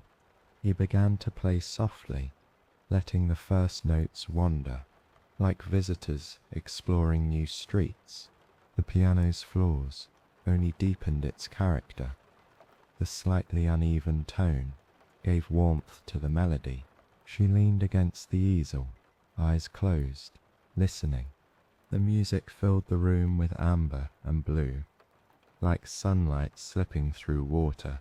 As he played, she reached for a small canvas and a brush, moving instinctively. The rhythm of her strokes matched his phrasing. When he shifted to minor chords, she darkened her palette. When he climbed back to major, her brush found gold again. It became a conversation paint, responding to sound, sound answering colour. Outside, Paris's fog pressed softly against the window, muting the world beyond. Inside, the studio glowed as though lit from within. When the song ended, neither spoke for several seconds. The air hummed faintly, alive with residue. She set her brush down. "You play like you're remembering." "Maybe I am," he said. "But tonight, I was also listening." She tilted her head. "To what?" "To the way your colours breathe." She laughed quietly. "No one's ever said that to me." "Then I'll be the first," he replied, smiling.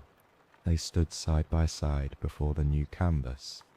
It was half-formed, abstract swirls of ivory and indigo, but already it pulsed with rhythm.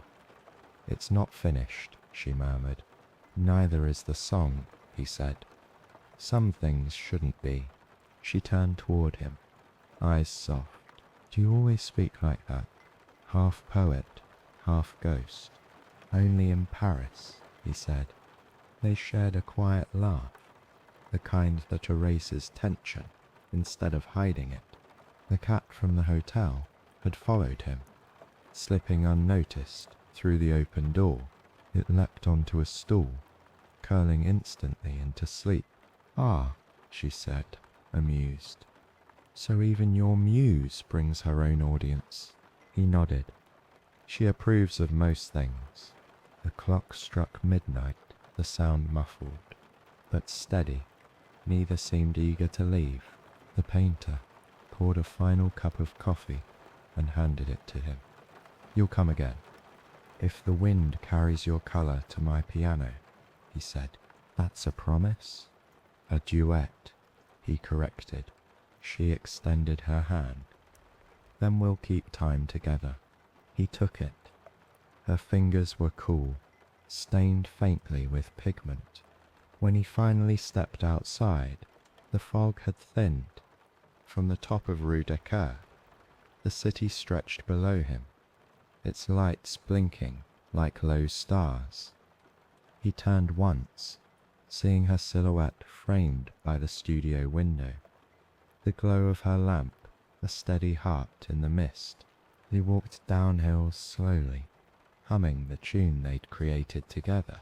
It had no name yet, but it carried colour, something between amber and cobalt, the shade of things finally found. By the time he reached the hotel, dawn had begun to trace pale silver across the river. He entered quietly, the cat padding beside him. The lobby was empty, but the air felt newly awake. He sat at the piano one last time and played the melody they'd shared, letting it echo through the hall. Each note seemed to paint light across the walls, as though Rue de Coeur had followed him home. When the final chord faded, he whispered into the stillness, "Tomorrow, I'll bring the colour." The 22nd night fell quietly over Paris, wrapping the Hotel St. Clair in a kind of poised stillness, as if the building itself knew something was about to end, or perhaps begin again in another form. The rain had returned, not in torrents, but in soft curtains, the kind that blurred the gaslights into halos. The pianist stood beneath the awning for a moment before entering, his hat glistening, his breath visible in the cool air. Inside, the lobby waited like a stage before the curtain rises.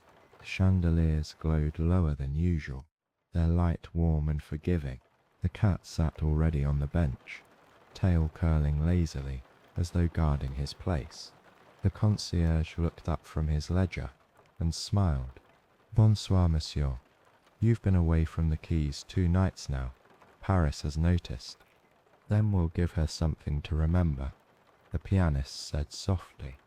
He removed his coat, folded it carefully over the back of a chair, and approached the plial. On its polished surface lay his collection, his small museum of nights past. The glove, the lighter, the photographs, the letters, the record, the music box, and now the painter's letter. He touched each object once, tracing their edges like blessings. Outside, thunder murmured far away, polite and distant. He smiled faintly. Even the storms returned for the finale. When he began to play, the first notes were simple, so simple that they barely seemed intentional. They were a greeting, a clearing of the air, a way of saying, "Listen, we're beginning again." Slowly, he built upon them, layering chords that shimmered and faded like candlelight reflected on wet glass. Guests arrived in pairs and trios, whispering, drawn by something unspoken. Within half an hour, the lobby was full. The veteran with his cane, the newlyweds, the American journalist, even the Montmartre painter, with traces of blue still on her hands. They filled the velvet chairs, leaning forward slightly, as though to catch every breath between the notes. The pianist's music wove through them gently, not performing, but conversing.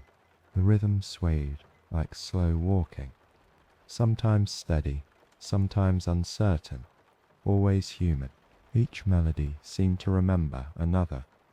The soldier's march from the veterans' dinner, the waltz of Clara and Etienne, the Harlem trumpet, the colour of Rue de Coeur. Everything that had passed through this hotel now returned as music. At the far end of the room, the concierge dimmed the lamps until only the piano and the guests' faces glowed. Rain whispered against the windows. Somewhere upstairs, a door clicked shut, and the echo folded neatly into the rhythm of the keys. The pianist closed his eyes.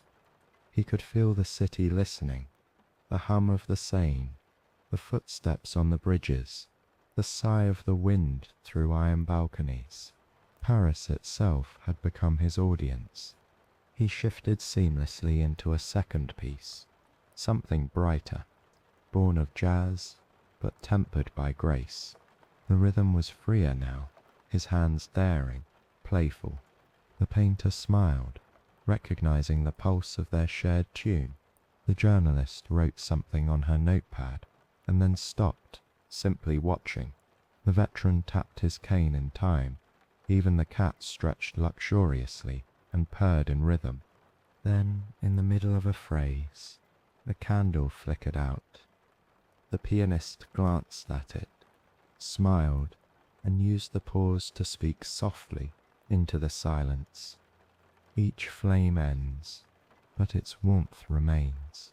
If you listen closely, he began again. This time, his music grew quieter, slower, as if moving inward rather than outward.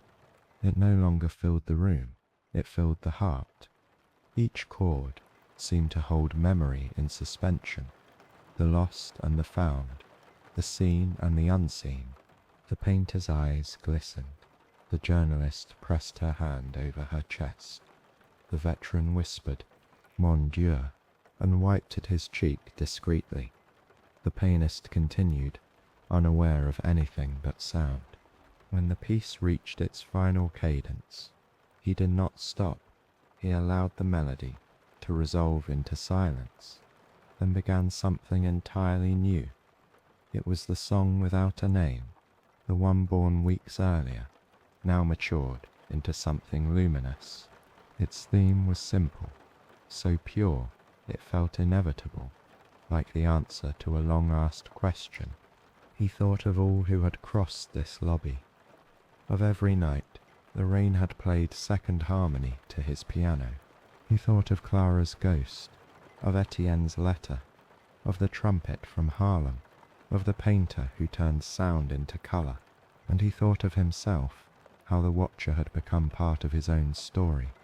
When the last refrain came, he let it unfold gently, like dawn seeping into a quiet room.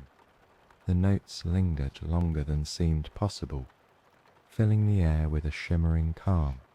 Then, silence. He kept his hands on the keys for several seconds, not daring to break it. The guests did not applaud immediately. They simply sat, letting the silence breathe. When the first soft clapping began, it was joined by others, until the lobby vibrated with the sound, not loud, but steady, heartfelt. The pianist stood, bowing slightly. "Thank you," he said, "for listening to all of it. The storms, the quiet, and everything in between." The concierge stepped forward. "Will you play again tomorrow, monsieur?" He smiled faintly. "Tomorrow belongs to the city. I think it's her turn to sing." The guests lingered, reluctant to leave. The painter approached and handed him a small canvas, still damp. It showed the piano bathed in gold, the figures around it dissolving into light. "It's not finished," she said. He looked at it tenderly. "Neither am I." The journalist tucked her notebook under her arm. "I'll write about this night," she said, "but even paper won't hold it right." "Then write it wrong," he said gently. "That's closer to truth." One by one, they departed. The concierge extinguished the lamps until only the piano remained illuminated. The cat jumped onto the bench, yawning as if to mark the end. The pianist sat once more, alone now. He touched the keys, but did not play. Instead, he opened the drawer and looked at the collection one last time. The glove, the photographs, the lighter, the letters, the record, the music box, the painter's letter. He closed the drawer softly, sealing the past, not with farewell, but gratitude. He stood, took his coat, and walked to the door. The concierge waited. "Bonne nuit, monsieur." "Bonne nuit," he replied. "Take care of the piano, always." Outside, the rain fell steady and fine. He turned toward the hill, toward Montmartre, the night glowing faintly beneath the streetlights. Somewhere in the distance, he could hear another piano, a young musician practicing, perhaps. echoing faintly through open windows. He smiled. "Good," he whispered. "Let it continue." And as he disappeared into the rain, the Hotel St. Clair seemed to sigh, a sound like the last chord of a song that refuses to end, still resonating somewhere, softly, eternally.